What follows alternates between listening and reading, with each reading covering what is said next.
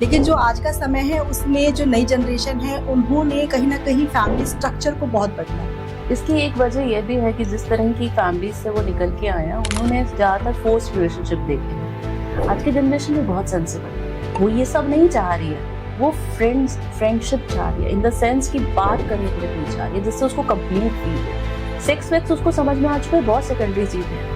तो आप ये मानती हैं कि सिचुएशनशिप या जो लिव इन रिलेशनशिप का जो कंसेप्ट अब आ रहा है स्पेशली मेट्रोपॉलिटन सिटीज में ज्यादा है, तो क्या ये ठीक है? ठीक और गलत की कोई परिभाषा रचना जी नहीं है। एक ही चीज एक सिचुएशन में ठीक हो सकती है, वो दूसरी सिचुएशन में बिल्कुल गलत हो सकती है। ये डिपेंड करता है वो लड़का और लड़की किस माइंड के सेट के साथ लिव इन में है। अगर आप एक लिव इन सिर्फ सेक्सुअल पार्टनर्स की तरह और उस तरह के अय्याशी की तरह रह रहे हो, डेफिनेटली गलत। बट अगर आप लिव इन में रहे हो टू सपोर्ट ईच अदर और आप इस तरह के ट्रॉमा से निकले हो, you are healing each other, तो वो एक अलग सिचुएशन क्रिएट हो रही है। That is a different concept. आपने कहा खूबसूरत रिश्ता होना चाहिए, तो कोई रिश्ता खूबसूरत भी हो सकता है और वही वो खराब भी हो जाता है बहुत ज्यादा। तो इसका कारण क्या होता है? जितना भी कोई भी दुनिया का रिलेशनशिप, उसमें कहीं ना कहीं थोड़ी एडजस्टमेंट आपको दूसरे की थोड़ी सहनी पड़ती है अपना कहने के लिए, उसके बिना नहीं चलता है। ब्रोकन पीपल का एक और आजकल की जनरेशन में बड़ा हार्ट ब्रेक होते हैं, बहुत जल्दी जल्दी हार्ट ब्रेक हुए और ये जो लड़के हैं लड़कियां जल्दी से दूसरे रिलेशनशिप पर जंप कर गए, फिर वहां पे भी प्रॉब्लम्स आती हैं उनको। क्यों होता होगा ऐसा? अच्छा है ना, करने दीजिए। अच्छा, बढ़िया है, लॉट्स ऑफ अपॉर्चुनिटी करने दीजिए। धीरे धीरे समझ में आ जाता है कि बेटा कुछ अपने अंदर ही सुधारने का है, बार बार की प्रॉब्लम नहीं थी। तो लेट मैरिजेस भी कहीं ना कहीं रिलेशनशिप्स को अफेक्ट करती हैं। जो पार्टनर कंसेप्ट आया वो यहाँ से आया कि जितनी भी शादियां हैं हिंदुस्तान में खासकर 100 में से 90 शादियों में कोई कंपैटिबिलिटी है नहीं, बस वो शादी है। देखिए रचना जी, मैंने एक बात लिखी थी अपनी किसी उसमें कि कम्युनिकेशन गैप बुरा है, ओवर कम्युनिकेशन उससे भी बुरा है। अभी भी हम जब बात कर रहे थे तो मैंने आपसे कहा था कि दुनिया में सबसे बड़ी प्रॉब्लम नफरत नहीं है, उससे भी बड़ी प्रॉब्लम प्यार है।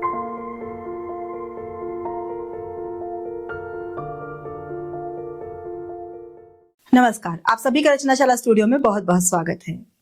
हम जिस समाज में रहते हैं वहाँ किसी भी व्यक्ति के दो रंग होते हैं, एक काला और एक सफेद, अच्छा और बुरा, जबकि हर व्यक्ति के कुछ ग्रे शेड्स भी होते हैं। ऐसे शेड्स जिनके बारे में ना था वह किसी को बताता है और न ही जिसके बारे में वह बात ही करना चाहता है। हमारे आज के पॉडकास्ट में हमारी अतिथि एक लेखिका हैं जिन्होंने इंसानी रिश्तों की पेचीदगियों, मन की गहराइयों और समाज की सच्चाइयों को बड़े ही कठोर और स्पष्ट शब्दों में लिखा है, जो न केवल सोचने के लिए मजबूर करती हैं बल्कि मन को चीर जाती हैं। उन्होंने बीकॉम, एमबीए, एलएलबी, पीएचडी जैसी उच्च शिक्षाएं प्राप्त की हैं। उनकी कहानियां हंस, पाखी, कादम्बरी जैसी प्रतिष्ठित पत्रिकाओं में नियमित प्रकाशित होती हैं।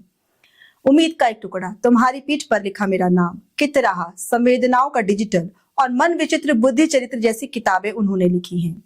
लघु कथा रत्न सम्मान, कहानियों के लिए हरियाणा साहित्य अकादमी सम्मान जैसे पुरस्कार उनकी उपलब्धियां हैं। तो आइए स्वागत करते हैं मानवीय मन के विचित्र मानवीय अनुभवों को शब्द देने वाली एक बेहद संवेदनशील और एक साहसी लेखिका डॉक्टर सुषमा गुप्ता जी का। नमस्कार सुषमा जी, आपका रचनाशाला स्टूडियो में बहुत बहुत स्वागत है। शुक्रिया रचना जी।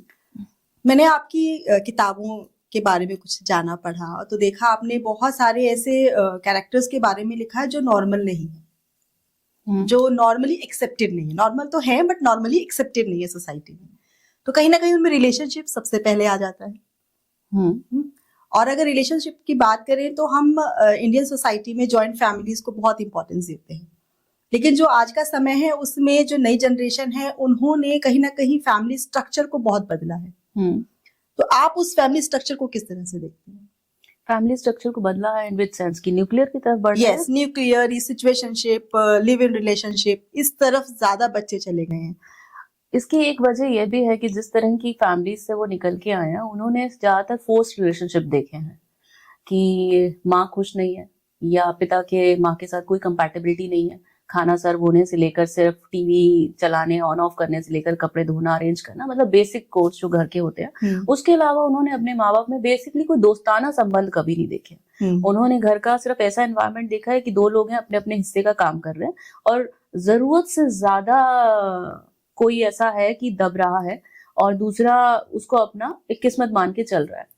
तो अब क्या हो रहा है कि जैसे जैसे बच्चों के पास लिबर्टी आ रही है, अवेयरनेस आ रही है, वो पढ़ रहे हैं, तो वो ये कहते हैं कि हमें ये सेम जिंदगी नहीं चाहिए।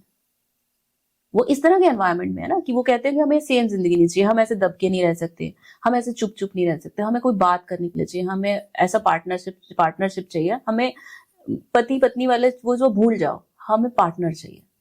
जो पार्टनर कंसेप्ट आया वो यहाँ से आया कि जितनी भी शादियां हैं हिंदुस्तान में खासकर 100 में से 90 शादियों में कोई कंपैटिबिलिटी है नहीं, बस वो शादी है। आपके और आपके पति के पास बात करने के लिए कोई खास चीजें ही नहीं है, तो एक वैक्यूम क्रिएट हो रहा है। बच्चे वही वैक्यूम बचपन से देखते आ रहे हैं, तो वो वैक्यूम उनको हिट कर रहा है, वो उस वैक्यूम में खुद को नहीं देखना चाहते, तो इसलिए वो स्ट्रक्चर से बाहर आना चाहते हैं।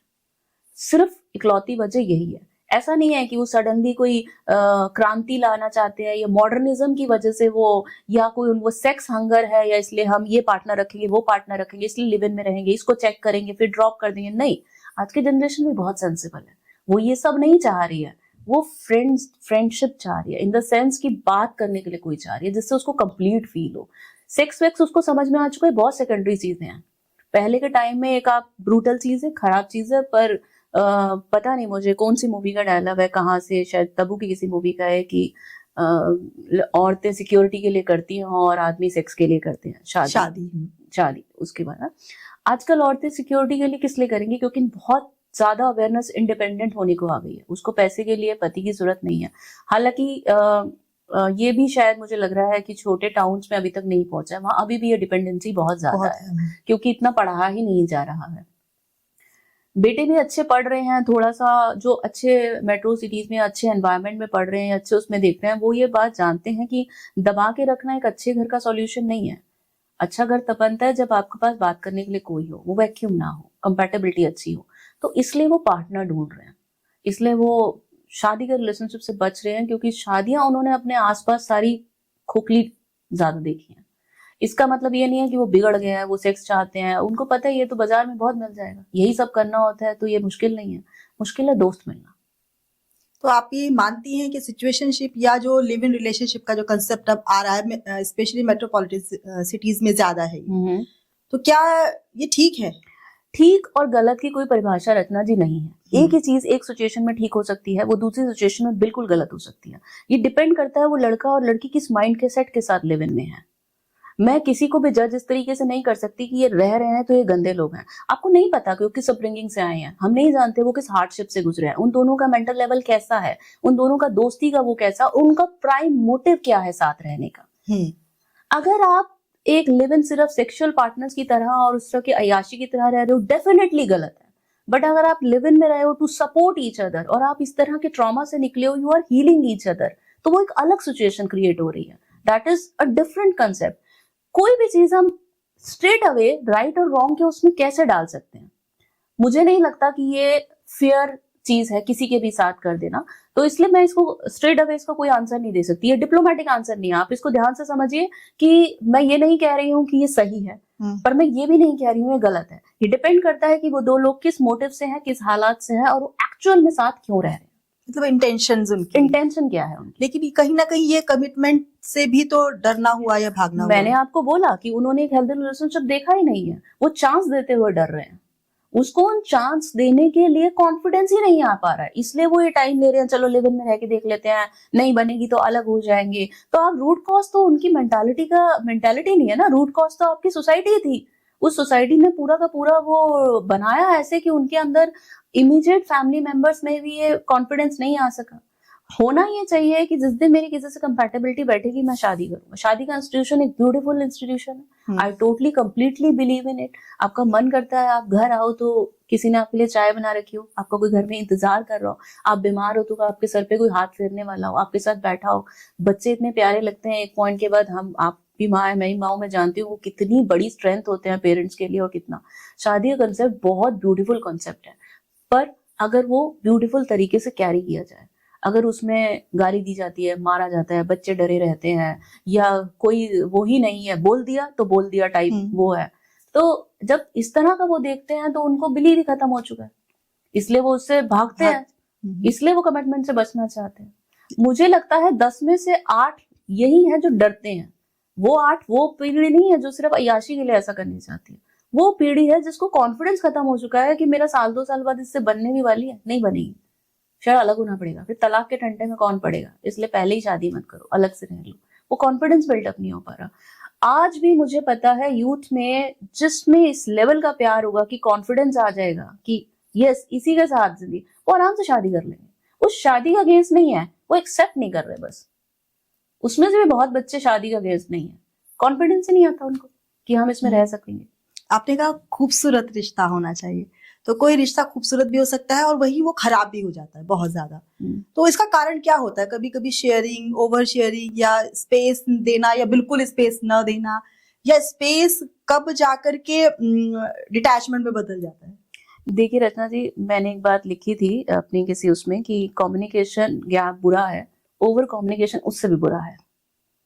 अभी भी हम जब बात कर रहे थे तो मैंने आपसे कहा था कि दुनिया में सबसे बड़ी प्रॉब्लम नफरत नहीं है, उससे भी बड़ी प्रॉब्लम प्यार है।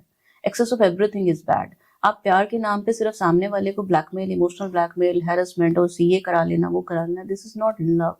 लव के खांचे में आप बहुत सारे खराब चीजें भी फिट कर देते हैं, जिससे धीरे धीरे चीजें बिखरने लगती हैं, धीरे धीरे खराब होने लगती हैं। मैं तुमसे इतना प्यार करती हूँ, तुम इतना भी नहीं कर सकते मेरे लिए। मैं तुमसे इतना प्यार करता हूँ, तुम ये पहनोगी नहीं और ये जाओगी। शुरू में आप बड़ा पसंद करते हैं कि मेरा वाला देख मेरे लिए ड्रेस पसंद करता है, वो चाहता है कि मैं ये पहनूं, आप बड़ा खुशी खुशी पहनता है। एक पॉइंट के बाद इन बातों से दम घुटने लगता है, जब आप हमेशा सिर्फ उसी का दिया पहन रहे हैं, उसी के हिसाब से पहन रहे हैं और चल रहे हैं। सारी बातों की एक ही बात है इस सब में, excess of everything is bad. Too much of space से आप डिफ्लेक्ट हो जाओगे। यार बंदा थका हुआ आया है, अगर आप उससे ये तो पूछोगे दिन कैसा रहा, आप थके हुए हो, सब कुछ ठीक है, तुम लेट कैसे होगा, तुम्हारी ऐसे तुम्हारा मेकअप से, ना सीधे ही मत फट जाओ, कारण पूछो कि भाई कोई वजह हो सकती है। हो सकता है सामने वाले का बात करने का मूड नहीं है, उस वक्त छोड़ दो, अगले दिन बात कर लेना, कोई गाड़ी नहीं हो रही, अभी क्यों करना है। मैंने लॉ में मेरे एक मेंटोर थे, उन्होंने मुझे बहुत अच्छी बात सिखाई। मैं बहुत ज्यादा सेंसिटिव हूँ, मुझे उस वक्त बहुत जल्दी गुस्सा भी आ जाता था, बहुत जल्दी रोना भी आ जाता था। मुझे लगता था कि मैं जब तक इस बारे में बात नहीं करूंगी मैं ठीक नहीं हो पाऊंगी, पर मुझे पता है कि मैं इस वक्त बात करूंगी तो कलेश हो जाएगा।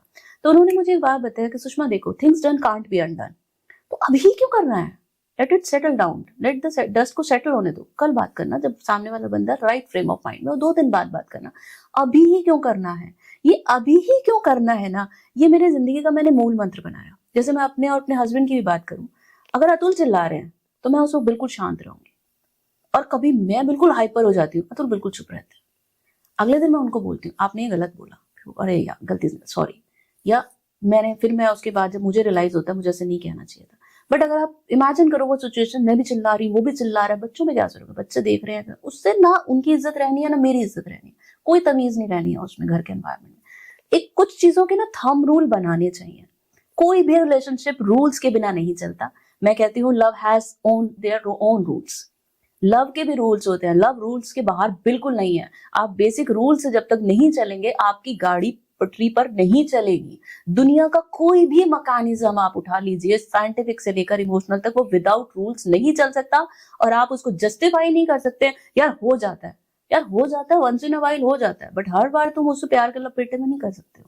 रूल्स कैसे रिलेशनशिप में? रूल्स बिल्कुल, जैसे मैंने अभी आपको बताया, इट्स अ रूल, अगर वो चिल्ला रहे हैं तो मैं नहीं चिल्लाऊंगी। इतना हार्ड एंड फास्ट नहीं चलता है। 10 में से एक बार हो सकता है उस वक्त मुझे भी इंस्टेंट गुस्सा आ जाए, बट मैं 1 या 2 लाइन के बाद फिर अपने को याद दिलाऊंगी, नहीं अभी चुप रहना, चुप, दिस इज द रूल। जैसे मैंने एक रूल बनाया, आज के बच्चे इस बात को शायद एग्री नहीं करेंगे और उनकी अपनी अपनी वो है, तू नहीं बोलना भाई। जहां आप तू बोलोगे, जब गुस्सा आएगा ना, वो तू तड़ाक में गाली भी निकलेगी। तुम तक ठीक है, तुम तक अच्छा है, मैं नहीं कह रही कि आप कहो, तुम तक अच्छा है, बट ये तू जितना बोलना अवॉइड करो। बहुत कभी लाड आता है, बोल दो, ओके, बट नॉर्मल कन्वर्सेशन में ये तू ऐसा या तू ऐसी, ये कहने से बचना चाहिए। ऐसे गुस्से से ना बंदा बहुत जल्दी डेरिवेटरी लैंग्वेज पे जंप कर जाता है। तो ये एक सेकंड रूल। तो इस तरह के रूल्स अगर आप बनाएंगे, देखिए प्यार ना एक बड़ी, जैसे आपने कहा फेड भी हो जाता है, फेड नहीं होती इज्जत से अगर आप एक दूसरे की रिस्पेक्ट करते हो ना, तो आप लंबा रिलेशन चलाए रख सकते हो। प्यार तो एक डेप्रिसिएटिंग एसेट है, जितना इस्तेमाल होता जाता है फेड आउट होता जाता है। फ्रेंडशिप बचती है, कंपैटिबिलिटी बचती है, रिस्पेक्ट बचती है। कितना रोमांस कर लोगे यार, 5 साल बाद आपके पास कितना भी एनवायरनमेंट, आप समंदर किनारे, बीच साइड, पूल सर्ट कुछ भी लेके बैठ जाओ, नहीं बचता है रोमांटिक बातें कहने के लिए। 5 साल बाद अगर आपका बच्चा है तो आप उसको स्कूल ही डिस्कस कर रहे होगे बैठ के, आप नहीं कर पाते हो, आपके पास और बातें होती हैं, कैरियर की बातें। अब मेरा कहने का मतलब है कि ऐसी कंपैटिबिलिटी तो हो कि आपने वर्क जोन की बात आपके पार्टनर से कर सको। कितना रोमांस झाड़ोगे। ये पॉसिबल होता है सिर्फ रूल्स से। कुछ रूल्स आपको बनाने पड़ते हैं कि मुझे सामने वाले को इस मोमेंट पे नहीं छेड़ना। जो आपने अभी मेरे से स्पेस की बात की, कितना दें और कैसे दें, ये पर्सन टू पर्सन डिफर करता है। जैसे मुझे, अगर मैं अपने बेटे की बात करूं, जैसे मुझे पता है मेरे बेटे का नॉलेज बहुत वास्ट है, वो बहुत सारा साइंटिफिक पढ़ता है, सब कुछ पढ़ता है, तो वो बड़ा कॉन्फिडेंट रहता है कि मैं अगर किसी चीज की एक्सप्लेन कर रहा हूँ तो आई एम राइट। आप उसका एट अ टाइम उसी वक्त उसकी बात काटना शुरू करो ना, उसका फ्यूज उड़ जाता है। तो मैं बहुत तसल्ली से सुन लेती हूँ। उसके बाद मैं अगले दिन थोड़ा सा उसके सामने डिटेल्स रखती हूँ, देख इतनी भी बात सही नहीं थी। अब आप इमेजिन कीजिए ऐसा पार्टनर जो उसी वक्त नीचा दिखाने में उतर आए कि तू गलत है, गाड़ी लंबी नहीं चलेगी फिर। क्योंकि आपको थोड़ी सी चीजें सामने वाले की पहचाननी पड़ती हैं कि वो उसका टेम्परामेंट कैसा है। जैसे मेरा टेम्परामेंट ऐसा है कि जल्दी से मेरा फ्यूज उड़ता नहीं, उड़ता है तो फिर उसके बाद बहुत खराब वाला उड़ता है। तो उस वक्त मेरे घर में सब शांत हो जाते हैं, क्योंकि पता ही अपने आप जब थोड़ा ठीक हो जाएगी तब सब नॉर्मल हो जाएगा। तो यही चीजें पहचानने की होती है कि कुछ चीजें आपको पता है कि उसमें गलत है, आप उनको हैंडल करने का तरीका ढूंढिए, तभी चलेगी गाड़ी। और वो भी आप में ढूंढे, क्योंकि ये वन साइडेड नहीं होता जो सिर्फ आप ही एडजस्ट करते जाओगे, जो कि हिंदुस्तान की ज्यादातर शादियों में यही है कि फीमेल ही करती आ रही है। हालांकि अब रेशो थोड़ा बदल रहा है, औरतें भी आदमियों को बहुत हैरेस करती हैं, बहुत एक्सप्लॉइट करती हैं। I know plenty of them. और इमोशनल टेंट्रम्स के साथ, जिसको वो क्या क्रिया चरित्र बोलते हैं आप, वो बहुत होता है, वो भी बहुत होता है। तो ये it's not a healthy relationship. तो जितना यूथ है ना, वो एक्चुअली में 70 to 80% ऐसे ही रिलेशनशिप्स को देख के बड़ा हुआ है। वो नहीं फंसना चाहता, इसलिए उसको वो कॉन्फिडेंस ही नहीं आता कि मींस उन्होंने अपने पेरेंट्स के बीच में राइट कम्युनिकेशन नहीं देखा, राइट कम्युनिकेशन नहीं देखा, उस तरह का के एनवायरनमेंट अपने आसपास भी नहीं देखा। हो सकता है उनके पेरेंट्स में अच्छा हो रिलेशनशिप, बट उन्होंने अपने आसपास में ज्यादातर शादियों को फॉल आउट ही देखा, या फॉल आउट भी नहीं देखा तो इसी तरह के रिलेशनशिप्स में देखा है कि बस एक बंदा अपना दिए ही जा रहा है, दूसरे को कोई परवाह नहीं कर रहा। तो लड़कियां तो खासकर सोचती हैं कि मेरे लिए तो लड़कियों में ये बात क्यों आई है, इसलिए तो आई है क्योंकि उन्होंने सिर्फ वन साइडेड एडजस्टमेंट करते अपनी माओ को देखा है, अपनी चाचियों को देखा है, अपनी मौसी बहनों बुआओं को, सबको यही वन साइडेड एडजस्टमेंट करते देखा। तो उनको तो पता है कि भैया हम तो इसमें फंसेंगे तो हमारी भी यही दुर्गति होगी, हमारे सपने कहाँ जाएंगे। तो ये जो नॉर्मल रिलेशनशिप है, ये एक तरह से देखा जाए तो टॉक्सिक रिलेशनशिप जैसा साउंड करने लगता है। किस तरह का नॉर्मल रिलेशनशिप? जैसे जो भी हस्बैंड वाइफ है, पेरेंट्स और बच्चों का रिलेशनशिप है, या दो बहनों का भी रिलेशनशिप है, तो हम जनरली देखते हैं कि कोई एक होता है जो टॉक्सिक होता है थोड़ा सा। वही मैंने आपसे कहा ना कि अगर एक ही तरफ से डोमिनेशन चलता रहेगा और दूसरा सिर्फ एडजस्टमेंट कर रहा है, तो ऑब्वियसली वो अंडरटोन में, चाहे वो अपेरेंटली नहीं दिख रहा, पर वो इन हार्ट अंडरटोन में टॉक्सिक ऑलरेडी हो चुका है। अब होता क्या है कि किसी भी रिश्ते को, जैसे हम देखते हैं ना, अचानक से 20 साल बाद भाई आपस में बात भी करना बंद कर देते हैं, बहनें आपस में बात करना बंद कर देती है, एकदम से फॉल आउट हो जाता है। फिर लोग कहते हैं इतनी भी बड़ी बात नहीं थी, परिवार वाले समझाते हैं। वो ये नहीं देख पाते हैं कि जो रिश्ता टूटा है ये अभी करंट वाली लड़ाई पे नहीं टूटा है, ये धीरे धीरे रोज एक छोटी छोटी चोट पड़ती जा रही थी। अब तो शीशा बिखर गया। बस वो लास्ट चोट ऐसी थी कि वो ऑलरेडी इतनी सारी तरीड़े थी कि उसके पड़ते ही वो टूट गया। तो ये वही होता है, जब आपने कहा ना कि लोग प्यार में होते हैं, फिर फेड आउट हो जाता है, फिर वो अलग हो जाते हैं, तो फेड आउट और अलग एक दिन में नहीं हो रहा होता है। वो धीरे धीरे उनमें से कोई एक ऐसा होता है जो बिल्कुल ही खराब बिहेव कर रहा होता है, और उसमें से एक एडजस्टमेंट करने की लगातार कोशिश कर रहा होता है और एक दिन गिव अप कर देता है। हो सकता है दोनों ही बिल्कुल एडजस्टमेंट करते करते थक चुके हों, उन दोनों की कंपैटिबिलिटी बहुत कोशिश के बाद भी ना बैठ रही हो, एक दूसरे तरीके से सोचता है। जैसे अगर आपको एक मैं बात बताऊं कि बहुत सिचुएशंस ऐसी होती हैं कि गलत दोनों में से कोई भी नहीं होता है, दोनों का नजरिया बहुत अलग है, पर वो उस चीज को एक नजरिए से देख ही नहीं पा रहे हैं, और वो जिद पे अड़ जाते हैं कि तुम मेरी तरह से सोचोगी या तुम मेरी तरह से सोचोगे, तो वर्क ही नहीं करता वो। अभी भी रिश्तों के टूटने की वजह बेवफाई, धोखाधड़ी कम होती है, कम है। ज्यादातर वजह ये सप्रेशन है, पूरे टाइम लगातार। शादियों की मैं बात कर रही हूँ जो काफी साल बाद टूटती हैं। हाँ। उनमें बहुत बड़ा रीजन बेवफाई नहीं होता है, धोखा नहीं होता है, यही होता है जो लगातार आप धीरे धीरे आप दबाते चले जाते हैं।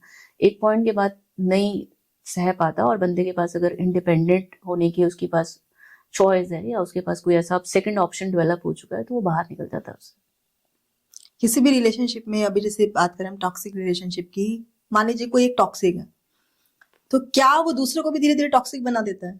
डिपेंड्स कि आप कितना ट्रिगर करते हैं उसको। बहुत होता है, ये बहुत होता है।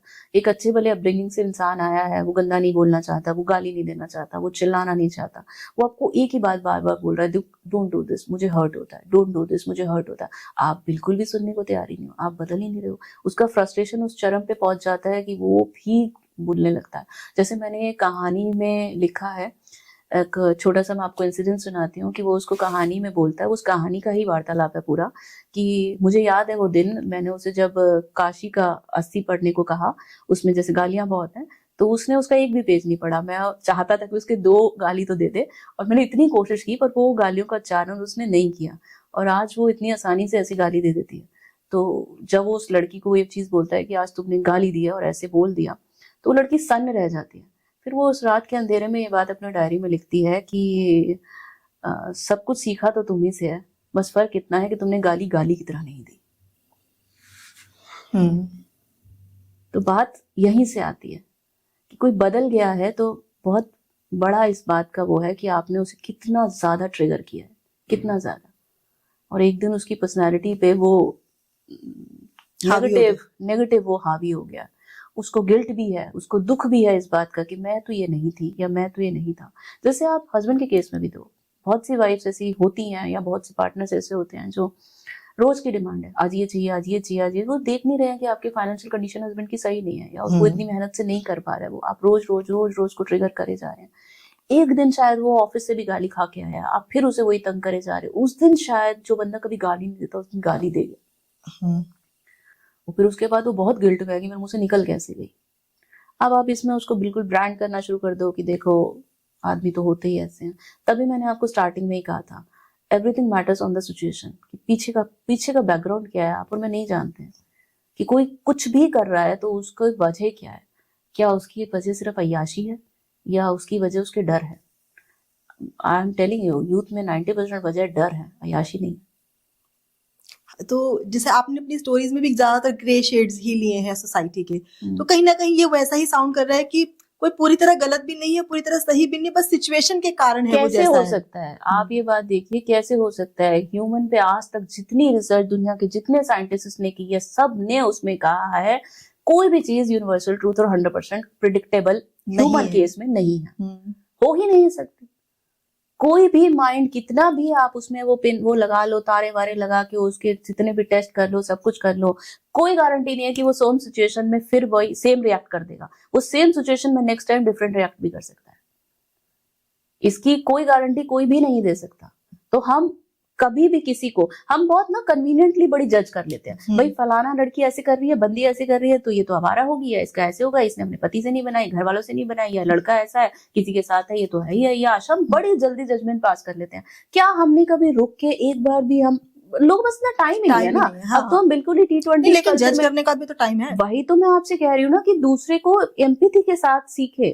मरे के पीछे सिंपैथी करना फैशन बन चुका है, जिंदगी के साथ एम्पैथी करने का भी किसी को टाइम ही नहीं है। तो लिटरली ये बात है कि अगर फेसबुक पे आज आप किसी की आत्महत्या का पढ़ते हैं, 50 हजारों पोस्ट आनी शुरू हो जाती है, बात करनी चाहिए थी, किसी से बात तो करता, किसी को बताता तो सही। और जो लोग इस तरह की बात करने की कोशिश करते हैं, अभी ये सब होता रहता है, रोने मत रो, फालतू की बातें, ऐसा किसके साथ नहीं होता, फालतू के रोने रो रहा है, ये भी कोई बात है? ये तो तुम्हारे साथ न्याय नहीं हो रहा। कोई लड़की कहना तुम्हारे साथ न्याय नहीं हो रहा, हमारी सास ने तुम्हारे साथ ये किया, हमने तो ये सहा है, हमारा तो ये हुआ है। अरे भाई तुम मतलब, और कल ही आत्महत्या कर लेगी तो तुम अरे बात तो करता।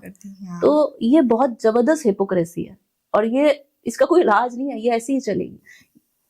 पकड़ के आपको खुद को खुद देखो, कोई किसी काम नहीं आता दुनिया में, ये सबसे बड़ा सत्य है। आप मर जाओ, आपके बच्चे अगर, मैंने इसलिए एक कहानी लिखी थी आत्महत्या की लग्जरी। जिनके बच्चे छोटे होते हैं ना, उनको ये आत्महत्या के पास लग्जरी नहीं है। आत्महत्या लग्जरी है, मरना बहुत आसान काम है, 50 तरीके सेकंड लगता है, बहुत आसान काम है मरना, मुश्किल है जीना। इस जिंदगी के साथ कोप अप करके अपने को इस सफर में बनाए रखना बहुत मुश्किल काम है। और जिनके बच्चे छोटे हैं उनके पास ये आत्महत्या, या जिनके सर पे जिम्मेदारी है, बूढ़े माँ बाप बैठे हैं, उनके पास ना ये आत्महत्या वाली लग्जरी है नहीं। तो इसलिए अगर आप सोचो कि कोई काश दोस्त होता, कोई ऐसी लाइफ पार्टनर होती या होता, भाई कोई किसी का नहीं होता। आप खुद को खुद ही उठा सकते हो। रोने वाले के पास एक पॉइंट के बाद कोई नहीं बैठना चाहता। प्यार प्रेम आपका रोने का कंधा नहीं है, बिलीव मी। कोई आपसे इसलिए नहीं जुड़ा, आपसे आपकी प्यारी, आप प्यारे लगे या आप प्यारी लगी तो ठीक है, सब कुछ अच्छा है, आप अपने दुख भी उससे बांट रहे हो। पर डेली बेसिस पे सिर्फ अगर आपने रिश्ता इसलिए बनाया कि मैं तो बहुत बहुत ब्रोकन हूँ, मुझे कोई संभालने वाला आ जाए, भाई उसको तुम कुछ टाइम बाद एग्जॉस्ट कर दोगे। वो 1-2 साल तुम्हारी ट्रॉमेटिक सिचुएशन को संभालेगा, फिर वो थकने लगेगा, उसका भी तो मन करेगा कहीं और सर रख ले, फिर तुम कहोगे भाई ये तो बेवफा हो गया। लेकिन एक फ्रेज है ना, broken people heal broken people. Yes, but you can't expect them to keep on healing you, keep on. I told you already कि excess of everything is bad. आप उसे एक बार समझाओगे, प्यार से 2 बार समझाओगे, 3 बार समझाओगे, बट वो keep on crying crying crying, 1 साल 2 साल 3 साल, आप इमोशनली एग्जॉस्ट हो जाते हो। आपकी बहुत क्लोज फ्रेंड है, वो आपको जब फोन करते हैं अपने घर के, बहुत रोने रोते हो, बहुत रोने रोती है, आप उसको समझाते हो, नहीं बहन ऐसे नहीं ऐसे नहीं, ऐसे करती ऐसे करती, बहुत सारी चीजें उसको आपकी। अब वो आपको हर 10वें दिन फोन कर रही है, फिर हर 4थे दिन फोन कर रही है, आप एक दिन बहुत परेशान हो, आपके घर में कुछ हुआ है, आपकी फैमिली में कुछ हुआ है, किसी की डेथ हुई है, चलिए ठीक है, आपने फिर भी उस दिन पेशेंस रखी। नेक्स्ट कुछ दिन बाद आप फिर ट्रॉमा में हो, आप खुद अपनी जिंदगी से गुजर रहे हो, बहुत सारी आपकी प्रॉब्लम्स हैं, आप कब तक आप वो दोगे? तो ये बहुत समझने वाली बात है कि प्रेम किसी भी रिलेशनशिप में, दोस्ती में, प्यार में, हस्बैंड वाइफ में, लड़के लड़की में, रोने का कंधा नहीं है भाई। अपने इमोशनल स्ट्रेंथ को अपना रोने का कंधा मत बनाओ। बस ज्यादा से ज्यादा उसको ये बताओ यार ये गलत कर दिया मैंने, बस ये मत एक्सपेक्ट करो कि वो हर वक्त तुम्हारे आंसू पोंछे। और फोन उठाते या मिलते यार हर बार शुरू मत हो जाओ, दूसरे की भी पर्सनल लाइफ है, उससे भी पूछ लो यार तू कैसा है या तू कैसी है, वो तेरे ही रोने का कंधा नहीं है। वही again rules, make it a rule, don't every time आप ही करते रहो, ये ध्यान रखो बात को। और फिर आप एक दिन बिजर्व हो जाते हो कि पहले तो तू सब सुन लेता था मेरी, भाई पहले सुन लेता था, अब थक गया है ना, कितना सुनेगा तेरा रोना भी। जैसे ब्रोकन पीपल का एक और आजकल की जनरेशन में बड़ा हार्ट ब्रेक होते हैं, बहुत जल्दी जल्दी हार्ट ब्रेक हुए, और ये जो लड़के हैं लड़कियां जल्दी से दूसरे रिलेशनशिप पर जंप कर गए, फिर वहां पे भी प्रॉब्लम्स आती है उनको। क्यों होता होगा ऐसा? अच्छा है ना, करने दीजिए, अच्छा बढ़िया है, लॉट्स ऑफ अपॉर्चुनिटी करने दीजिए। धीरे धीरे समझ में आ जाता है कि बेटा कुछ अपने अंदर ही सुधारने का है, बाहर वाले की प्रॉब्लम नहीं थी। तुम्हारा माइंड मंकी माइंड बन चुका है, 1 to 2, 2 to 3, 2 to 3 to 4 में जंप कर रहे हो, तुम्हारा मंकी माइंड डेवलप हो चुका है। एक दिन आप एग्जॉस्ट कर जाओगे। इस उम्र में मैं भी एक बात लिखती हूँ कि पहली मोहब्बत का रोना दूसरी मोहब्बत के होने तक ही रहता है, और फिर भी आगे चलिए, फिर आगे बढ़ जाते हैं, फिर होता है एक दिन आप एग्जॉस्ट हो जाते हैं, आप सेटल होना चाहते हैं, हर कोई यही कर रहा है। अब इसको आप सही गलत क्या करोगे? माइंड मंकी हो चुका है, पूरी जनरेशन चेंज हो चुकी है, टेस्ट क्रिकेट देखने वाले T20 पे आ चुके हैं, उसमें भी कहते हैं 5 ओवर्स का क्रिकेट मैच कर लो। अब 3.5 घंटे की मूवी झेलने वाले आजकल 1 मिनट की रील में कॉन्सेंट्रेट नहीं कर पाते, उसको भी फट फट फट स्क्रॉल करते हैं। तो इंसान इतना बेसब्र हो चुका है, और इसका सबसे बड़ा रीजन है to much of flood of information, to much of. जैसे जैसे इंटरनेट बढ़ता चला गया, जैसे जैसे इसका एक्सेस बढ़ती चली गई, लोगों के पास ये फ्री में, मतलब कहते हैं ना बिल्कुल नॉमिनल, उसमें दुनिया जहान के नेट कनेक्शंस आ गए, उसके पास दुनिया जहान के चैनल आ गए, उसके पास इतना ऑप्शन है, वो एक्सप्लोर क्यों ना करे? बेसिकली इंसान इतना हंग्री है कि उसके आगे अगर आप 56 भोग रख रहे हो तो सोचते हैं ये भी चख लूं, ये भी चख लूं, ये भी, उसके पास है ही इतना, प्लेट में है ही बेटा एक ही डिश है। तो आप अब अभी जैसे मैं अभी बैंगलोर थी, तो वहां पे जिंदल्स नेचर थेरेपी सेंटर है, वो नाक की सब्जी देते हैं, 100 ग्राम ही मिलेगी। अब वो तोरी भी इतना, और 100 ग्राम 50 ग्राम आपको ये सब्जी मिलेगी प्लेट में, आप अपनी मर्जी से खाना नहीं डाल सकते, आपकी प्लेट में वही लोग डालेंगे। अब वो कितनी भी बुरी है आप खा लोगे, क्योंकि आपको पता और तो कुछ मिलेगा ही नहीं, ये खाना है यहाँ पे। तो द थिंग इज कि इसके इस समय उनके पास इतना ऑप्शन है, और इसको आप पुराने टाइम के से मत जोड़ो। पुराने टाइम वालों के पास ये देखा रेडियो होता था सुनने को, टीवी पे बड़ी बाद में आया एक चित्रहार आता था शुक्रवार को, संडे को एक पिक्चर आती थी। किसको पता था भाई कौन सा लव अफेयर और कुछ एक्सपोजर ही नहीं था। आज इतना सारा फ्लड है इन्फॉर्मेशन का, फीलिंग्स का, उसको लगता है ये वाली फीलिंग भी ठीक है, नहीं ये वाली भी ठीक है, ये गलत है इसको काटो, तो वो अपने जीरो काटा में खुद ही लगा पड़ा है। उसकी बेचारी जिंदगी हमसे बहुत ज्यादा खराब है, हमने फिर भी बहुत अच्छी जिंदगी दी है। वो चीजों को फिगर आउट ही नहीं कर पा रहा ना, ये अच्छा है, ये अच्छा है, ये अच्छा, इसमें वो गलत कहाँ है? वो तो बेचारा मिजरेबल हालत में है। उसको तो बल्कि और सपोर्ट की जरूरत है कि आपके पास एक अच्छी फैमिली हो, अच्छे दोस्त हो, तो वो आपको थोड़ा टिकने में मदद करेंगे। बट दिक्कत यह है कि 90% केसेस में दोस्त भी ऐसे हैं।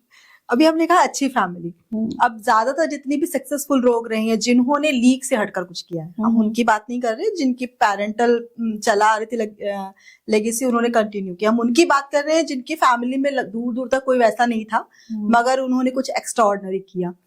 ऐसे लोगों को ज्यादातर हमने देखा कि उन्होंने जो ट्रेडिशनल फैमिली स्ट्रक्चर है उससे बाहर निकलकर काम किया। तो इसका कारण क्या होगा, आजादी या उनको अकेला रहना अच्छा लगा? अकेला और आजादी, इसके दोनों ही कारण ही है। पेन, जैसे वो बहुत सी तमाशा जैसी फिल्मों में और रॉकस्टार जैसी फिल्मों में डायलॉग इम्तियाज अली ने मनवाया कि दुख से ही निकलता है भाई इतना बड़ा टैलेंट। तो मानो ना मानो डीप पेन एक किसी भी इंसान के क्रिएटिव होने का या कुछ हासिल करने का और सिंसियरली फोकस होकर उसके पीछे पढ़ के उस तक पहुंच जाने का, क्योंकि उसका रास्ता बहुत कठिन था, आसान नहीं था, गुडी गुडी बिल्कुल नहीं था। बट वो ऑलरेडी बचपन से इतनी हार्डशिप से निकल रहा है कि उसमें वो सब्र सबसे बड़ी चीज है। अगर आप में सब्र है ना कि भाई मुझे चाहिए, चाहे मुझे कितना भी टाइम लगे, स्लो एंड स्टडी, मैं कछुए की तरह ही सही मैं निकल तो जाऊंगा। तो अगर आपने उस सब्र पे मास्टर हासिल कर लिया ना, आपके आसपास आपसे सब नाराज है, वो सारे आपके रिश्ते खराब है, सब कुछ अनसेटल है, बट आपके हार्ट में एक चीज है जिसके लिए जिस पे आप काम करना चाहते हो। चाहे हम वैन गॉग की पेंटिंग्स की बात कर लें या हम और भी बहुत सारे ऐसे आर्टिस्ट पे अगर हम चले जाएं तो बहुत सारे आपको दुनिया के आर्टिस्ट मिलेंगे जिनकी personal life complete messed up थी, सारे रिलेशनशिप मेस्ड अप थे सब वो, क्योंकि एक तो दिमाग में कुछ ना कुछ झोल था, दिमाग में उन सब के आपको कुछ ना कुछ दिमाग में प्रॉब्लम मिलेगा कि या तो हाइपर इमेजिनेटिव थे, हाइपर क्रिएटिव थे, या हाइपर एनर्जेटिव थे, हाइपर एनर्जेटिक थे कि कहीं तो अपनी एनर्जी को चैनलाइज करेंगे, हाइपर सेंसिटिव थे। तो बात सिर्फ यही आई कि उस एनर्जी को, उस हाइपर क्रिएटिविटी को, उसको सेंसिटिविटी को उन्होंने उसमें अपनी आर्ट फॉर्म में या जो भी उन्होंने जिंदगी में हासिल किया उसमें पूरी तरह झोंक दिया खुद को। पर उसमें झोंक देने का नतीजा ये हुआ कि आसपास के लोगों के साथ उनका कंपैटिबल वो बहुत ज्यादा अच्छा चला नहीं। कुछ ने कोशिश करके थोड़ा बहुत चला लिया, जिनके पार्टनर्स ऐसे थे, जैसे हम स्टीफन हॉकिंस की बात करते हैं, उनकी वाइफ ने कितना संभाला उनको, वो किया, वो खुद भी मानते हैं बात की, एक तरफा वो लेते ही चले गए। दूसरे केसेस में बंदा दस्तोवस्की की वाइफ के बारे में भी जैसे हम पढ़ते हैं, तो ये होता है कि कई बार इन सारी बीचों में कोई एक ऐसा तो है जो उनको कांस्टेंट सपोर्ट कर रहा है बिना कुछ उनसे लिए हुए, उन्हें कांस्टेंट सपोर्ट कर रहा है। वैन गॉग के भाई ने उनको इतना सपोर्ट किया। तो बात वही आ जाती है कि वो सब्र के साथ अपनी तरफ पर जो उनका चल रहा था दिमाग में, वो उसकी तरफ चलते चले गए। तो जिन लोगों की आप बात कर रहे हैं, जीते जी तो भाई उनकी भी सक्सेस को कौन पूछ रहा था, मरने के बाद लोगों ने रियलाइज किया कि भाई क्या क्या रच गया है, क्या रच गया। हाँ, आज की जो जनरेशन है वो बहुत ज्यादा करियर ओरिएंटेड भी है और उसका एक साइड इफेक्ट ये आया है कि लोगों की शादियां बहुत लेट हो रही हैं। तो लेट मैरिजेस भी कहीं ना कहीं रिलेशनशिप्स को अफेक्ट करती हैं। पहले के लोग कहते थे, पता नहीं, अब हमारी खुद की शादियां बड़ी जल्दी उम्र में भी हो गई, तो उनका ये मानना है कि छोटी उम्र में इंसान थोड़ा झुक के एडजस्ट कर लेता है, जैसे जैसे बड़ा होता जाता है वो स्टबर्न होता जाता है, वो एडजस्ट करने को तैयार नहीं होता, और शादी बिना एडजस्टमेंट के नहीं चल सकती।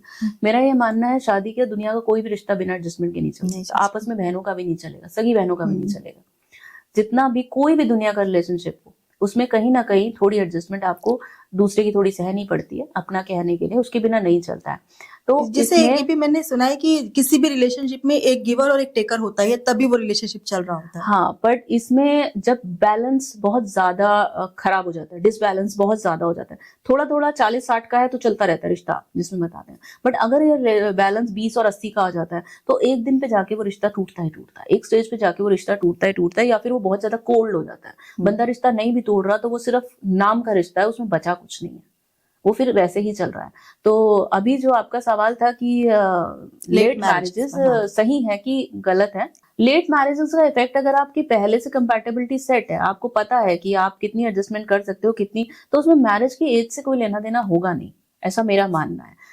बट होता क्या है कि हम अपने थॉट्स की क्लैरिटी को क्लियर नहीं होते, 18-20-22 की उम्र तक हम अपने थॉट्स को लेकर क्लियर नहीं होते, तो बाद में जाके हम अफसोस करने लगते हैं कि यार तब तो हम बच्चे थे, समझ नहीं थी।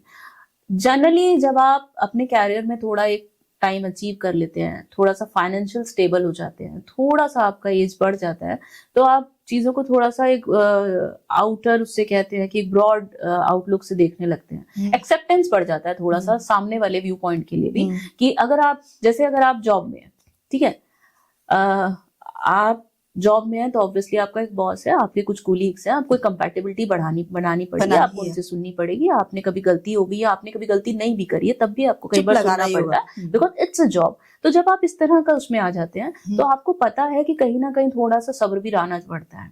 तो इस स्टेज पे आके मुझे लगता है जो लोग शादी करते हैं ना, वो शायद ज्यादा स्टेबल होने, मैं एक्सपेक्ट करती हूँ कि उनमें स्टेबिलिटी ज्यादा होती होगी कि चुप लगाने में भी कभी कभी फायदा है। पर 20-22 साल के लड़के लड़कियों की जब शादी करते हो तो उसमें तू तड़ाक होने के चांस और सपनों की दुनिया से बाहर आने में उन्हें थोड़ा टाइम लगता है कि जिंदगी में और भी बहुत कुछ होता है, कि लव इज नॉट इनफ। तो बाद की शादी, आई एम नॉट सेइंग कि मैं इसकी कोई रेंज या कोई टाइम या कोई कैप नहीं इस पे डाल सकती कि भाई इसी उम्र में होनी चाहिए, बट फिर भी एक मोटा मोटा आइडिया है कि 25-27 तक के बाद ही होनी चाहिए। मींस वही एजुकेशन और फिर करियर सेटल हो, हाँ, एक बार प्रॉपर कैरियर आपका सेटल हो जाए, आपको थोड़ा सा दुनिया, उसके बाद आपको दीन दुनिया का थोड़ा सा पता होता है कि एडजस्टमेंट जिंदगी में हर जगह करनी पड़ती है। हमारी जो कम्युनिकेशन स्टार्ट हुआ, हमारी जो बात स्टार्ट हुई, वो यहाँ से हुई कि जो बच्चे रिलेशनशिप में नहीं जाना चाहते हैं या सिचुएशनशिप में या लिव इन में जा रहे हैं, कहीं ना कहीं उन्होंने बचपन में अपने पेरेंट्स को से कुछ या आसपास कुछ ऐसा देखा है। तो कहीं ना कहीं इसमें एक साइड आता है पेरेंटिंग का भी। तब की पेरेंटिंग और आजकल जो नई पेरेंटिंग का स्टाइल आया है वो है जेंटल पेरेंटिंग। तो क्या आप ठीक मानते हैं जेंटल पेरेंटिंग को? यस, बट उसकी भी एक लाइन है। जेंटल पेरेंटिंग आज की डेट में बहुत जरूरी है। मैंने आपसे बोला ना, बच्चे के पास बहुत ज्यादा इन्फॉर्मेशन है, बहुत ज्यादा एक्सेस है, बहुत ज्यादा ऑप्शंस हैं, उसमें उसको सही गलत के डिफरेंस नहीं समझ में आ रहे हैं। तो अगर आप एक हिटलर बाप की तरह या माँ की तरह, ये सही है मैंने बोल दिया तो यही करेगा, भाई वो एक बार दो बार आपके दबाव में आ जाएगा, तीसरी बार वो करेगा तो जरूर, बस आपको नहीं बताएगा, वो आपके लिए ज्यादा बुरी सिचुएशन हो जाएगी। तो आपको कहीं ना कहीं अपने बच्चों को, जब हम बच्चे थे, हमारे टाइम में कोई पेरेंट्स के दोस्त होने वाले कंसेप्ट नहीं थे। पेरेंट्स ही होते थे, प्यार बहुत करते थे, पर दोस्त क्या होता है? दोस्त कोई पेरेंट्स के दोस्त थोड़ी होते हैं। अगर आप कह रहे हो कि भैया डिप्रेशन हो रहा है, चपेट पड़ेगा, क्या होता है डिप्रेशन, उठो काम करो, मतलब वो वाली नहीं मानते। आज आपका बच्चा आपको कहता है मुझे डिप्रेशन हो रहा है, तो आप बैठते हो, अच्छा बेटा बताओ क्या बात है, अच्छा बेटिया कुछ हुआ है, कॉलेज में कुछ हुआ है, स्कूल में कुछ हुआ है, कोई बात है, आप बात निकालने की कोशिश करें, क्योंकि पूरे चांसेस है जिस तरह के एनवायरनमेंट कन्वर्ट हो चुके हैं, जो कुछ हो रहा है उसके साथ कोई हैरेसमेंट हुआ, कोई बुलिंग हुआ, या उसके दिमाग में कोई चीज उसने देख ली हो जो उसे परेशान कर रही है, वो जानना बहुत ज्यादा जरूरी है। इसलिए जेंटल पेरेंटिंग मैंने आपसे कहा आज की डेट के लिए मस्ट है कि आप अपने बच्चों से खुल के हर तरीके की हर विषय पे बात करें, क्योंकि आपको नहीं पता वो बाहर से क्या क्या सुन के देख के और किस एक्सपोजर के साथ आ रहा है। पर दोस्त इस हर, जैसे फिर वही बात, excess of everything is bad, वो इतने भी दोस्त नहीं हो जाने चाहिए कि 4 जनों के बीच में आपको ही बदतमीजी से बात करने लगे। माँ बाप ही होते हैं, वो जो इज्जत का एक दायरा है ना, उससे बाहर निकलने की इजाजत आपको किसी भी दोस्ती में नहीं देनी चाहिए। मींस वही रूल्स, यहाँ भी कुछ यहाँ भी रूल्स हैं। जैसे हम हर चीज डिस्कस कर सकते हैं बेटा, पर 4 जनों के बीच में अगर मेरी बात गलत है, हो सकता है मैं गलत हूँ, बट मैंने ये कहा है कि नहीं ऐसे नहीं, ऐसे करेंगे, तो तुम 4 जनों के बीच में, तुम्हारा दिमाग खराब है, ऐसे नहीं होता, you can't talk to me like that, I am your mother, wait for your time, मैं हम अंदर जाएंगे तब मुझसे कहना मम्मी आपने जो बाहर कहा वो गलत था। ये है तमीज। आप क्योंकि मैंने आपको दोस्त बना लिया है तो आप बाहर बैठ के मुझे ये नहीं कहते पागल हो, आपको पता भी है कुछ, ये माँ से बात करने का तरीका नहीं है। दोस्त हूं मैं तुम्हारी, मतलब दोस्ती आपको इंसल्ट करना, या अपने पापा को, अपने पापा ने तुम्हें पाला बड़ा किया, सब कुछ पढ़ाया, ये है वो, हो सकता है, जिसके बिल्कुल चांसेस है। आज की डेट में फाइनेंस की नॉलेज आपको ज्यादा है, आपको जियो पॉलिटिक्स की नॉलेज ज्यादा है, आपने ज्यादा पढ़ाया, आप ऑक्सफोर्ड में पढ़ के आए हो, सब कुछ ठीक है। आपके पिताजी इतने शायद इस लेवल के नहीं पढ़े हैं, वो आपसे बहस कर रहे हैं तो आप उनको, ठीक है, कमरे में आप 1 to 1 बहस कर रहे हो, तब भी एक तमीज का दायरा तो रखोगे। पर 4 जनों के बीच में आपको कुछ नहीं पता होता, ठीक है चुप बैठा करो, ये कोई तरीका नहीं अपने फादर से बात करने का। यहाँ पे ये चीज आपको बहुत बचपन से रोकनी होती है। आप शुरू में जो मजाक में माओ को क्यूटनेस के बीना सुन जरा, ये जो माँ को नाम से देखा कितना क्यूट लग रहा है, नाम बुला तो ये बोलते हैं, ये अपनी माँ को, यार तुम नहीं समझ रहे हो, तुम ना चुप बैठो, इस टाइप तब तुम उसे कूल समझ रहे हो। पर एक जब एज के बाद यही बात जब वो अपनी वाइफ के पास सामने, अपने फ्रेंड्स के सामने, अपनी घर की पार्टी में 30 साल की उम्र तक पहुंच चुका, उसका एक लैंग्वेज, उसका लहजा पक चुका है, तुम किसी को डिश वहां पे रख रही हो और वो आपको 10 जनों के बीच बोल रहा है क्या बना के लाई हो, तो दिस इज डेरोगेटरी। बट आपने उसको पहले दिन नहीं रोका जब वो 7 साल का 8 साल का था, जब उसने पहली बारी, तब तो आपको क्यूट लग रहा था।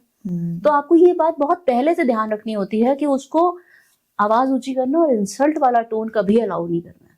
उसकी सारी बातें सुननी है। उसने गलती कर दी, उसने शराब पी ली, उसने कोई गलत बात कर दी, कुछ कर दी, उस पर हाइपर होने की बजाय उससे प्यार से बात करनी, चल चल बेटा हो जाता है, कोई नहीं, आज जाने दे। या किसी के साथ कुछ हो गया, कोई नहीं, मिलके देख लेंगे, कुछ तो मैनेज करेंगे, हो गई गलती कोई बात नहीं, उस पर हाइपर मत हो जैसे हमारे पेरेंट्स हो जाते थे। अभी आपने कहा हो गई गलती, ये मिस्टेक्स हैं, हाँ, तो मिस्टेक्स में फॉरगिवनेस कितनी आनी चाहिए? डिपेंड, फिर मैंने वही बताया कि उसकी इंटेंशन क्या है। अगर वो उसको गलती ही मानने को तैयार नहीं है, अगर वो मान रहा है या मान रही है कि मम्मी मेरा इंटेंशन नहीं था, हो गया, तो उसको इशू मत बनाओ यार, उसको खींचो मत। उसको ऑलरेडी समझ में आ रहा है कि उससे गलती हो गई है। बट अगर आप उसको इतना गंदा गंदा बोल रहे हो कि तेरे को इसलिए बड़ा किया था, तेरे को ये किया और तूने ये किया, अगली बार फिर वही सिचुएशन आती है ना, तो सोचता गाली तो पड़नी है, कर ही लो यार। समझ रहे हो? आपने उसको वो स्पेस और वो इज्जत ही नहीं दी कि आप उसको ये कहो कि हाँ, बट अगली बार कोशिश करना। अब अगली डंडा मत दो कि तू अगली बार करेगा तो तेरे साथ ये कर दूंगी या वो कर दूंगी। अब ये कहता है कि यार मुझे तो अच्छा नहीं लगा, देख बेटा बात भी सही नहीं है, या बिटिया देख बात तो सही है नहीं, बाकी तू देख ले, अच्छा तो नहीं है ऐसे करना। बस आप एक पॉइंट, एक बीज छोड़ दो बस, ये सही नहीं है। कभी तो बीज अपने आप बड़ा होगा।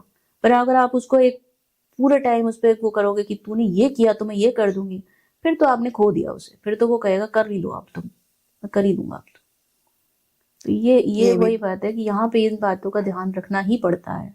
जब हम इंडियन फैमिलीज की बात करते हैं, क्योंकि हमारे यहाँ पर कोई ऐसा हमने सीखा भी नहीं है, हमने आगे से भी सीख कर नहीं आया। Actually parenting is a very difficult task, क्योंकि मैं इस पे रचना जी को बीच में रोकूंगी। आपकी ये बात से मुझे याद आया, मेरा बेटा 12th में पढ़ता था, मैंने एक बार उसको मेल लिखा था, पहली बार, हम एक ही घर में रह रहे हैं, मैंने उसको मेल लिखा। क्यों लिखा? क्योंकि भाई मैं भी तो इंसान हूँ, मेरे से गलती हुई, मैं बहुत ज्यादा उस टाइम हाइपर हो गई, क्योंकि वो मेरा फर्स्ट बॉर्न है। सेकंड के साथ आप बहुत कुछ सीख जाते हो, फर्स्ट के साथ आप बहुत गलतियां करते हो।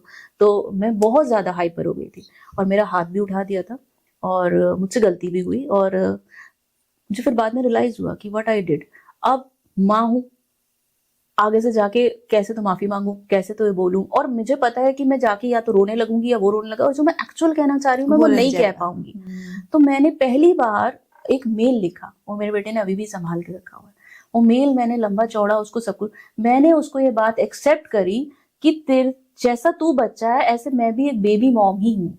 मुझे नहीं पता माँ बनना कैसा होता है, तुमने ही मुझे माँ बनाया है, मुझे माँ होने का कोई एक्सपीरियंस नहीं है। तो मेरे से, तुमसे ज्यादा गलतियां मेरे से हो रही हैं, तो I am keep on doing mistakes. मैं ये नेक्स्ट बच्चे के साथ इसमें से आधी भी नहीं होंगी, पर तुम्हारे साथ मैं चीजों को खुद भी फिगर आउट नहीं कर पा रही हूँ। मैं 10 में से 9 बार रीजनेबल बिहेव कर लेती हूँ, मुझसे एक बार अनरीजनेबल भी हो गया, और वो बहुत अनरीजनेबल हो गया, और मुझे खुद अब लग रहा है कि वो मेरी गलती है। बट मैं इस गलती से सीखूंगी, मैं कोशिश करूंगी मैं आगे से ऐसी गलती ना करूं, और इस बात के लिए मेरे को वाकई गिल्ट फील हो रहा है, and I am very sorry to you. But मेरा भी फर्स्ट एक्सपीरियंस है, I am your baby mom, I am not, I am just हाँ, मेरा भी एज अ मदर मैं भी सीख ही रही हूँ अभी। Take me as you are, कि मम्मा भी एक, मतलब मॉम की भी एक स्टेजेस होती है ना, कि वो अब बड़ी हो गई है और वो मैच्योर हो गई। आई एम योर बेबी मॉम, मुझे नहीं पता बच्चा कैसे संभालते हैं, या एक टीनेज लड़के को एक माँ कैसे संभाले, मुझे नहीं संभालना आ रहा। I did this blunder, I am sorry. ये फिर वो समझ में आना, 1 बजे रात के कमरे से निकल के आया, एंड फिर उसने मुझे इतनी जोर से हक किया, and we both cried, I am sorry. तो मीन्स ये हो पाया क्योंकि आप उतने सेंसिबल थे, यू रियलाइज्ड मेरी गलती है, आपने उसको कन्वे किया कि मैंने अगर ये किया भी तो क्यों किया, क्योंकि मुझे नहीं पता था इस सिचुएशन में कैसे डील किया जाता है। शायद हमने यही पैटर्न देखा था कि हमसे गलती हुई है तो पेरेंट्स चिल्लाएंगे, तो वही हमसे भी, क्योंकि सबकॉन्शियस माइंड में तो वही बैठा है ना, वही मेथड बैठा है, बिल्कुल तो वही रिएक्शन आया निकल के। आया। लेकिन कहीं ना कहीं हमने फिर बाद में जब उसको एनालाइज किया तो समझ आया कि नहीं, जैसे हमें बुरा लगा था इसे भी बुरा लगा होगा, जैसे हमें पता था ये गलत है तो बेटे के लिए भी तो गलत। तो आपने जब उसको एनालाइज किया और आपने सॉरी कहने की हिम्मत की, क्या पेरेंट्स कहने की सॉरी हिम्मत करते हैं? बहुत से लोग नहीं करते, उनको लगता है कहीं ना कहीं कि हम इससे छोटे हो जाएंगे, या ये बच्चा सर पे चढ़ जाएगा, या बहुत ज्यादा वो उस पर विश्वास नहीं कर पा रहे होते हैं। आप अपने बच्चों पे जब तक विश्वास नहीं करेंगे ना, और ये उनको कॉन्फिडेंस नहीं देंगे कि मैं तेरी, प्यार तो यार सबके माँ बाप करते हैं, इज्जत करो अपने बच्चे की।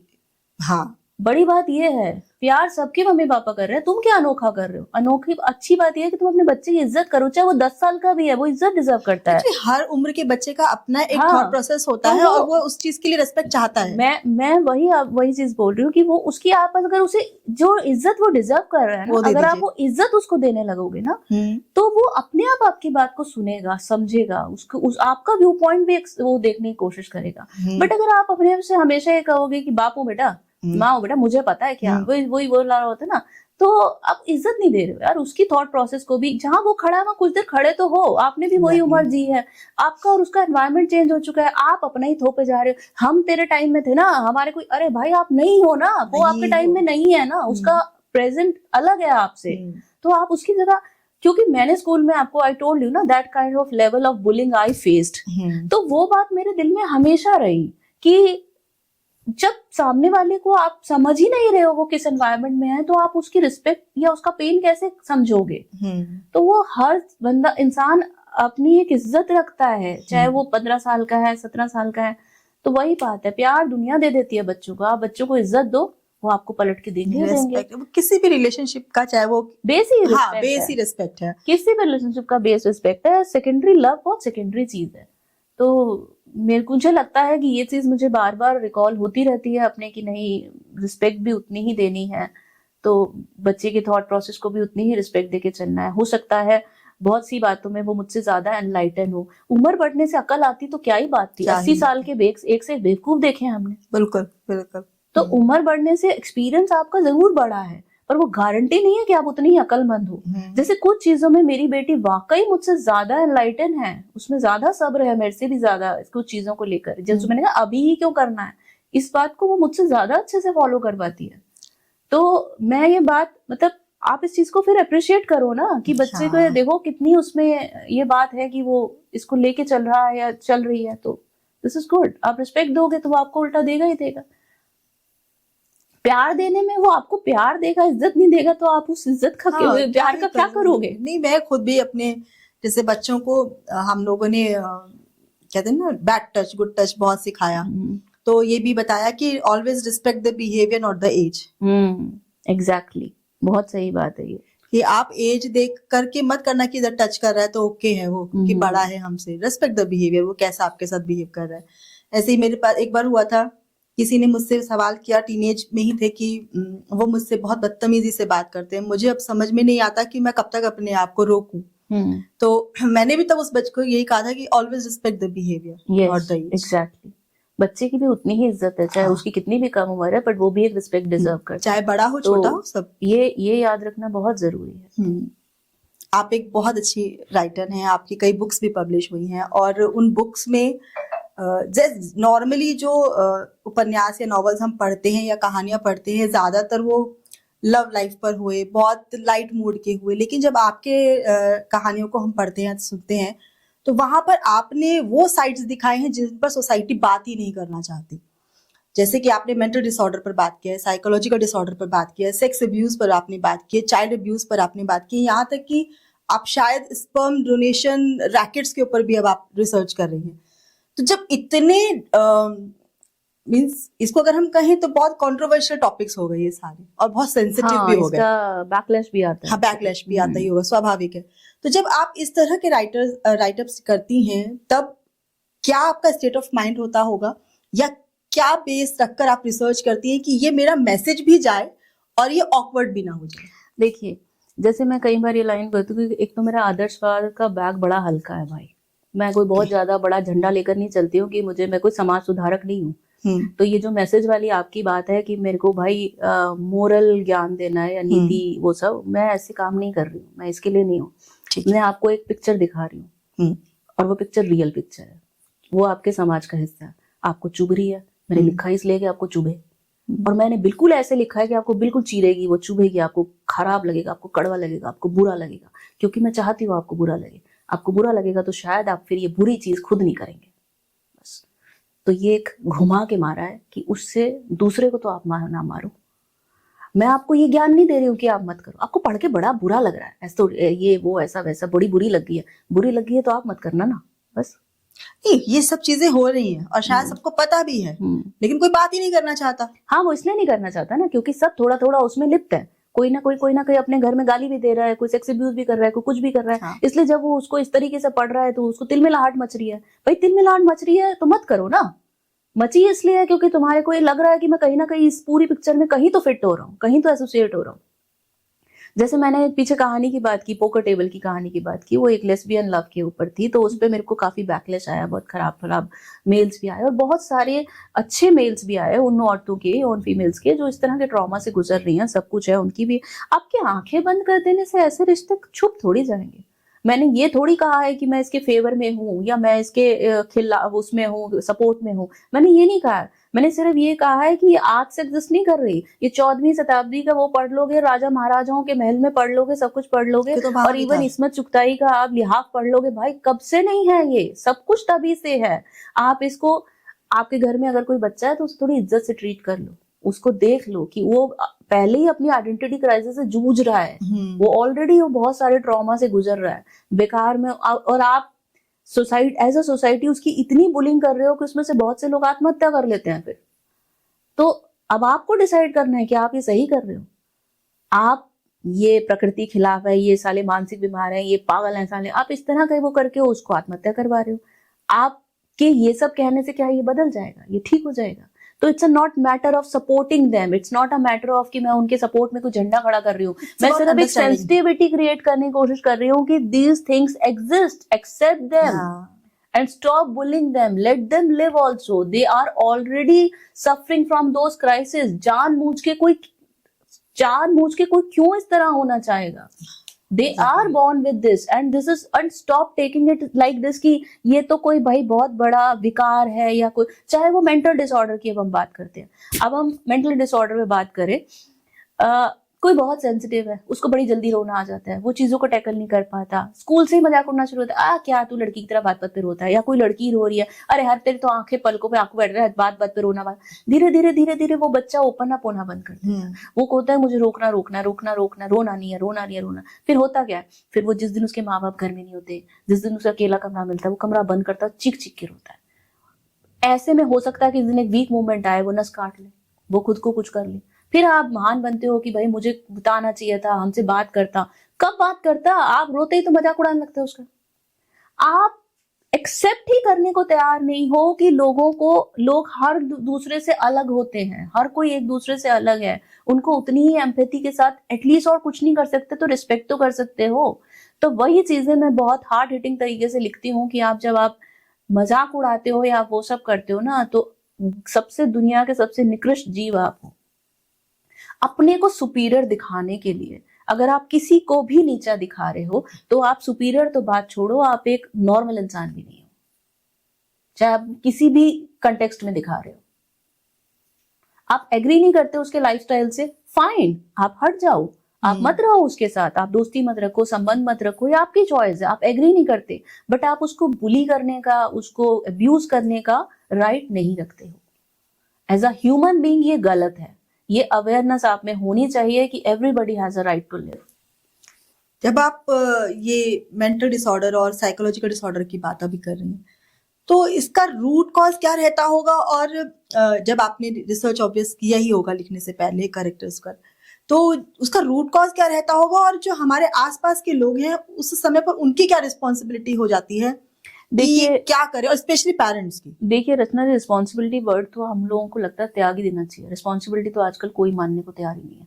पेरेंट्स जरूर जिस बच्चे को ज्यादा ओवर सेंसिटिव देखते हैं उसके साथ जूझते हैं, बाकी समाज सिर्फ मजाक उड़ाने के लिए और बुली करने के लिए बैठा है, चाहे आपके क्लोजेस्ट रिश्तेदार हो, चाहे आपके क्लोजेस्ट फ्रेंड हो। इक्का दुक्का को लेकर आपकी वल्नरेबिलिटी को कोई नहीं समझता। मैंने आपको, इसमें एक लाइन है मेरी एक बुक में कि vulnerable people are easy victim.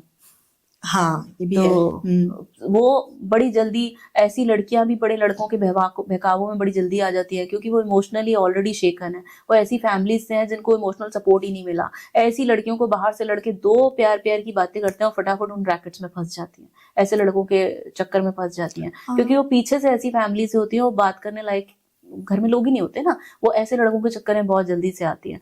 तो आप किसी की भी फ्रजाइल वर्नेबिलिटी मेंटल हालत अगर ऐसी देख रहे हैं तो इसका देखिए एक्सेप्शंस आर ऑलवेज देयर, पर 100 में से 90 plus cases are root cause होता है अपब्रिंगिंग, नॉट किसी से भी ओपन अप ना हो पाने की प्रॉब्लम, किसी से भी मन की बात ना कहने की प्रॉब्लम, और बहुत छोटे होते से सिर्फ फीलिंग्स को सप्रेस करना सिखाना और चुप रहना सिखाना, बोल ही नहीं पाया, वो डिसऑर्डर उसके अंदर बढ़ता गया और एक दिन गुब्बारा फट जाता है, कितनी हवा भर हुई उसमें। तो तब लोगों को एकदम से जागृति आती है कि ओहो हो, बताया नहीं कब कब मैं ऐसा, ये वो हमें तो पता ही नहीं चला। और सुशांत सिंह राजपूत का केस भी शायद ऐसा ही कुछ रहा होगा। नहीं, सुशांत सिंह केस में मैं इसलिए टिप्पणी नहीं करना चाहूंगी क्योंकि मैं उनका फैमिली एनवायरनमेंट नहीं जानती, क्योंकि वो अच्छे भले पढ़ी लिखी फैमिली से और मुझे लगता है कि बहुत हेल्दी फैमिली से थे हमेशा ही। मैंने आपको बोला ना, exceptions are always there. Sushant Singh Rajput के केस को इससे अलग रखते हैं क्योंकि हम जिस पेरेंटिंग की बात करें वो बहुत एक्स्ट्रा ऑर्डिनरी टैलेंटेड थे। वो मुझे लगता है, मेरा पॉइंट वही आया कि जितने भी एक्स्ट्रा ऑर्डिनरी टैलेंटेड लोग होते हैं शायद वो सबसे ज्यादा सफर करते हैं क्योंकि उन्हें लोग समझ ही नहीं पा रहे। वही मैं आ रही थी, वो एक्स्ट्रा ऑर्डिनरी टैलेंटेड थे और क्योंकि बहुत सारी चीजों में बहुत नॉलेजेबल थे, बहुत पढ़ते थे, वो अपना उनका एक हाइपर एनर्जेटिक और दिमाग था। और मैं मुंबई फिल्म इंडस्ट्री का इनर नेचर नहीं जानती, वहां किस लेवल का हैरेसमेंट है, किस लेवल की बुलिंग है या किस लेवल का एक्सप्लॉयटेशन है, I have no idea. So we are nobody to comment on that क्योंकि हमें पता ही नहीं about the Mumbai industry, it is about कि जिस लेवल के वो इंटेलेक्चुअल पर्सन थे उन्हें उस तरह का कोई मिला नहीं जिसने उनको शायद इस डिसऑर्डर की तरफ पूरी पॉसिबिलिटी है क्योंकि अगर आपके पास देखिए बहुत बड़ी ब्लेसिंग होता है, जिंदगी की सबसे बड़ी ब्लेसिंग है कि जब आप गिर रहे हो सकता है आपकी 20-25 साल की जिंदगी बहुत बढ़िया गई है, पर 25 साल के बाद आपके वर्क एनवायरनमेंट में या आपके फैमिली एनवायरनमेंट में, रिलेशनशिप में एक ऐसा हैरेसमेंट शुरू हुआ है जिसने साल दर साल आपको तोड़ दिया है, बिल्कुल तोड़ दिया है। और अब आपके पास ऐसा कोई है ही नहीं जिसको आप बता सकोगे आप डेली बेसिस पे क्या फेस कर रहे हो, तो आपकी इंटरनल प्रॉब्लम बढ़ती चली जाती है बहुत ज्यादा। अब यहाँ पे मैंने कहा ना, आपके पास सबसे बड़ी ब्लेसिंग है कि आपके पास कोई दुनिया में एक ऐसा हो, चाहे आपके माता पिता हो या आपके पास कोई दोस्त हो या आपका लाइफ पार्टनर हो, जिसको आप रो के बिना किसी इनहिबिशन के उसके आगे रो सको और कह सको कि देख यार मेरी कुछ चॉइसेस गलत हो गई, उसके नतीजे में भुगत रहा हूं या भुगत रही हूं। ये ओवर शेयरिंग में आएगा? नहीं, ये ओवर शेयरिंग में नहीं आएगा क्योंकि वहां पे ट्रस्ट है। ट्रस्ट बहुत जरूरी है और ट्रस्ट के तो लोग नहीं मिलते। ट्रस्ट वाला आप कहां से लाओगे? यहाँ पे बैकस्टैबिंग इतनी बैकस्टैबिंग है कि आप ट्रस्ट करके किसी को बताते हो, वो कल को आपकी मेंटल हेल्थ को सरेआम तमाशा बना देता है। ये तो जब फूट के रोया या रोई और इसने ऐसा और वैसा, ये तो ऐसा, या आपसे कोई गलती हुई है उस वक्त वल्नरेबल सिचुएशन में और आपने उसको शेयर की, उसने आपका मजाक बना दिया, आपका ट्रस्ट पूरी तरह तोड़ दिया, अब आप कंप्लीट ब्रेक हो गए। अब जो मेरा नया उपन्यास आने वाला है तलब नाम से, जनवरी में वो आ रहा है तलब नाम से, वो एक सिजियोटाइपल पर्सनालिटी के ऊपर है। तो बात उसमें भी मैंने यही एक चीज की है जहां ट्रस्ट बिल्टअप के लिए आपके पास कोई नहीं होता ना, जिससे आप ओपन अप हो सको, जिसको आप बता सको। आपके पास कोई ऐसा होना चाहिए जिसके आगे आप दहाड़े मार के रो के उसको अपना सब बोल सको, देख मेरे से ये हो गया, ये हो गया, ये हो गया, और वो आपका मजाक नहीं बनाए, वो आपको जज नहीं करे। अब क्योंकि हमारा जो प्रोटैगनिस्ट है वो इतनी सारी चीजों से जूझ रहा है कि उसके पास कोई ऐसा नहीं है। अब वो एआई इंजीनियर है, तो वो एआई इंजीनियर है तो वो चाहता है कि नहीं भाई कोई तो ऐसा होना चाहिए जो इस तरह का काम कर सकता हो, जो ट्रस्ट कर सके। तो आप जब उपन्यास पढ़ेंगे तो आप समझेंगे कि ये आज के ह्यूमन की सबसे बड़ी नीड है कि उसके पास कोई भी नहीं है जिसपे वो कंप्लीट ट्रस्ट कर सके। सब कुछ इसलिए बिखर रहा है, उसकी पर्सनैलिटी भी इसलिए बिखर रही है, वो अब्यूसिव भी खुद भी इसलिए हो रहा है, वो मंकी माइंड भी उसका इसलिए हो रहा है, उसके रिलेशनशिप भी इसलिए सर्वाइव नहीं कर रहे हैं क्योंकि ट्रस्ट ही नहीं है, कहीं भी ट्रस्ट नहीं है। कोई आपको ऐसा मिल ही नहीं रहा है जिंदगी में जो आपको जज करे बिना आपका रोना सुन ले या आपको समझ ले कि ठीक है आप रोज नहीं रो रहे हो, उसके बाद वो एक अलग चीज है। जो मैं बात कहना चाह रही हूँ कि वो आप उसको बता सको यार देख मैं महत्वाकांक्षी था, या मैं ये बनना चाहती थी, या मैं बनना चाहता था, तो मुझे लगा ये बंदा या बंदी मेरा कुछ फायदा करेगा या मुझे काम आएगा। मैंने नहीं सोचा था कि ये इतना बुरा निकल जाएगा या इतना कमीना या इतनी ज्यादा वो निकल जाएंगे, तो यार मैंने हाँ कर दी। सामने वाला कहा तुम्हें ही ऊपर चढ़ना था ना, अब भुगतो, वो तुम्हें तो आप डर से बोलोगे ही नहीं। अब मी टू कैंपेन आपके सामने है, उसमें कितने लोगों को तो खुद ही बैकलैश आया, तो तुम्हें ही तो हीरोइन बनना था या तुम्हें ही तो वो बनना था। भाई ऊंचा उठने की चाह रखना बुरा नहीं है, हर इंसान पूरी जिंदगी में एन एवरेज, तो मैं एक स्टडी से नहीं कह सकती, मैं अपने ऊपर मान के चलती हूँ कि साल में मैं 100 नए लोगों से मिली, तो भाई उसमें से 5 तो कमीने निकल ही जाएंगे ना। निकले, मैं हाँ, कितनी स्वाभाविक है। सेंसिबल हो सकती हूँ, कितनी, कहीं तो मेरा जजमेंट सही, गलत होगा। गलत होगा। और आपकी बहुत बुरी लक भी, मैं लक पे, डेस्टिनी पे बहुत ज्यादा बिलीव करती हूँ, और आपका डेस्टिनी का वो तारा इतना खराब था खराब। कि उन 5 में से एक पे आपने ज्यादा बहुत ही ज्यादा ट्रस्ट कर लिया, हाँ। और आपने उसको वो सब बता दिया जो वो नहीं बताना चाहिए था। किसी वीक मोमेंट पे आपको आपने उसने शेयर कर लिया, और अब वो आपके गले की हड्डी बन गया, और इतना बुरा कि अब आप कितनी भी सफाइयां दे लो पर आप कल्प्रिट हो। तो ऐसे जख्म जब लोगों के बढ़ते चले जाते हैं, फिर वो सुसाइडल मोड की तरफ चले जाते हैं। तो हमारी सोसाइटी का सबसे बड़ा पेन आज की डेट में, ये मेंटल डिसऑर्डर की सबसे बड़ी वजह जो आपने मुझसे पूछी, ये ट्रस्ट है। बच्चा पेरेंट्स पे ट्रस्ट नहीं कर पा रहा, पेरेंट्स बच्चे पे ट्रस्ट नहीं कर पा रहे, वो बड़ा हो रहा है तो दोस्तों पे ट्रस्ट नहीं कर पा रहा, पार्टनर पे ट्रस्ट नहीं कर पा रहा, अकेला अकेला अकेला सब कुछ जूझते जूझते उसका पर्सनैलिटी अलग डिसऑर्डर में क्रिएट हो रहा है। जो जितना सेंसिटिव है वो दुनिया में जिंदगी में उतना ही दुखी है। जो जितना वो है कि भैया उसे चीजों से फर्क ही नहीं पड़ता, आज की डेट में जिंदगी ठीक ठाक वही जी रहा है, ठीक ठाक, अच्छी नहीं, ठीक, परेशान कभी कभी वो भी होता है, ठीक ठाक वही जी रहा है। पर जो थोड़ा भी सेंसिटिव है ना, उसके लिए तो इस टाइम के समय में सरवाइव करना ही बहुत मुश्किल है। एक राइटर, आप राइटर हैं, तो ये कहा जाता है कि एक राइटर को आइसोलेशन में रहना चाहिए ताकि उसका जो इमेजिनेशन है वो ज्यादा वर्क करे। तो आप इसे कितना सही मानती हैं, या फिर किसी भी राइटर को सोशल कनेक्शंस में भी रहना चाहिए ताकि वो थॉट्स को फिल्टर कर सके? देखो, थोड़ा थोड़ा तो आजकल सोशल कनेक्शन भी जरूरी हो गया, पर राइटर के लिए ना वाकई अगर वो डूब के और उससे लिखता है ना, बहुत मुश्किल है सोशल एनवायरनमेंट में, बहुत ज्यादा जैसे मुझसे भी नहीं हो पाता। मैं बहुत ज्यादा पार्टीज में या गेट टुगेदर्स में जाना अवॉइड करती हूँ, मुझसे मैनेज नहीं हो पाता वो। मुझे आइसोलेशन पसंद है, मुझे अकेले रहना पसंद है, मुझे चुप बैठना। जब फैमिली गेट टुगेदर्स की बात अलग है, अदरवाइज मैं क्वाइट प्लेस पे जाके घंटों 5-7 घंटे जैसे मी टाइम होता है, एक राइटर के लिए वो बहुत जरूरी है। अगर वो कांस्टेंट सिर्फ पार्टीज में रहेगा, सिर्फ पॉन्स में रहेगा, भाई वो एंटरटेनमेंट इंडस्ट्री की धमाकेदार स्क्रिप्ट तो शायद लिख लेगा, पर एक डीप लेयरिंग पियरसिंग लिटरेचर जिसको बोलते हैं ना, डेप्थ, वो लिखना, exceptions are always there, but काफी हद तक वो इम्पॉसिबल सा ही लगता है मुझे तो, कि वो पॉसिबल नहीं है। जब तक आप अपना एक आइसोलेशन में नहीं रहते हो, जब तक आप अपने आप में नहीं रहते हो, जब तक आप चीजों को छानते नहीं रहते, आपके अंदर अंदर अंदर अंदर। मेरी कितनी कहानियां हैं जो मैंने, जिससे किसी से 10 साल पहले मिली थी या 15 साल पहले मिली थी, कहानी उसके बारे में अब लिखी है, क्योंकि वो अंदर पड़ी रहती है, पड़ी रहती है, पड़ी रहती है, और एक दिन वो इतनी ज्यादा पक जाती है कि I just right about them, कि अब वो लिख देना है। तो अगर मैं अकेले अपने साथ नहीं बैठूंगी तो वो मेरा वो धुंध नहीं छटेगी। वो अंदर अंदर चीजें पढ़ी हैं, वो कहानियां पढ़ी हैं, वो लोग पढ़े हैं जिनसे मैं मिली हूँ। मेरी इतना लंबा जीवन हो गया, आप कितने हजारों लोगों से आप मिल चुके हो सकता है ट्रेन में किसी के साथ आपने सिर्फ सामने की बर्थ पे कोई बैठा है, आप बैठे हो, आपने उसके साथ 8 घंटे की एक जर्नी करी है, कुछ चीजें थी जो आपके माइंड में रह गई, आपने तब सोचा भी नहीं आपको उसके बारे में लिखना है, पर कुछ साल बीतते हैं आपको फ्लैश करने लगता है, फिर आप बैठे रहते हो उसके आसपास। अब उस 4 साल पहले या 5 साल पहले के देखे हुए में कुछ और एक्सपीरियंसेस भी जुड़ चुके हैं। हाँ। फिर आपको लगता है कि शायद उस लड़का जो वो ऐसे कर रहा था उसकी ये बैक स्टोरी रही होगी, हाँ ये पॉसिबिलिटी है, ये हो सकता है। तो आपका माइंड आपको कुछ कुछ कहानी बना रहा है, तो आप उसको फिर पेन डाउन कहीं ना कहीं हमारे एक्सपीरियंसेस जो हैं वो हमें हमारे विजन को चेंज करते हैं उस पर्टिकुलर इंसिडेंट के साथ। एक्सपीरियंसेस ऑब्वियसली बहुत फर्क पड़ता है कि आप दुनिया को किस नजरिए से देखते हैं, आप कैसे सोचते हैं, आप कैसे विजुलाइज करते हैं, आप चीजों को कैसे इमेजिन कर पाते हैं। हर राइटर की, जिसको कहते हैं कि एक सिग्नेचर स्टाइल आप कह लीजिए, या एक उसकी एक अपना एक डिफरेंट लिखने का वो आता है। वो कहाँ से आता है? वो यहीं से आता है कि उसका चीजों को देखने का नजरिया दूसरे वाले से अलग है। जैसे हम एक MBA में पढ़ते हैं एक परसेप्शन थ्योरी, जब हम ऑर्गेनाइजेशनल बिहेवियर में पढ़ाते हैं कि एक वही बड़ा, आपने भी सुना होगा कि एक पिक्चर है, आप लोगों को 2 चेहरे भी दिख सकते हैं, 2 वास भी दिख सकते हैं, ट्री भी दिख सकता है, क्या दिख रहा है तो वो डिपेंड क्या दिख क्या रहा है आपको। तो चीजें आपके सामने भी, बर्थ पे वही लड़का बैठा है, आप भी मेरे साथ को पैसेंजर हो, आपने कुछ नोटिस नहीं किया, मैं कर रही हूँ, तो मेरा दिमाग अलग तरीके से उसको ऑब्जर्व कर रहा है, अलग तरीके से सोच रहा है। और उसके बाद आपका अपना मी टाइम होना चाहिए कि आपका दिमाग क्या सोच रहा है ये आप सोच सको।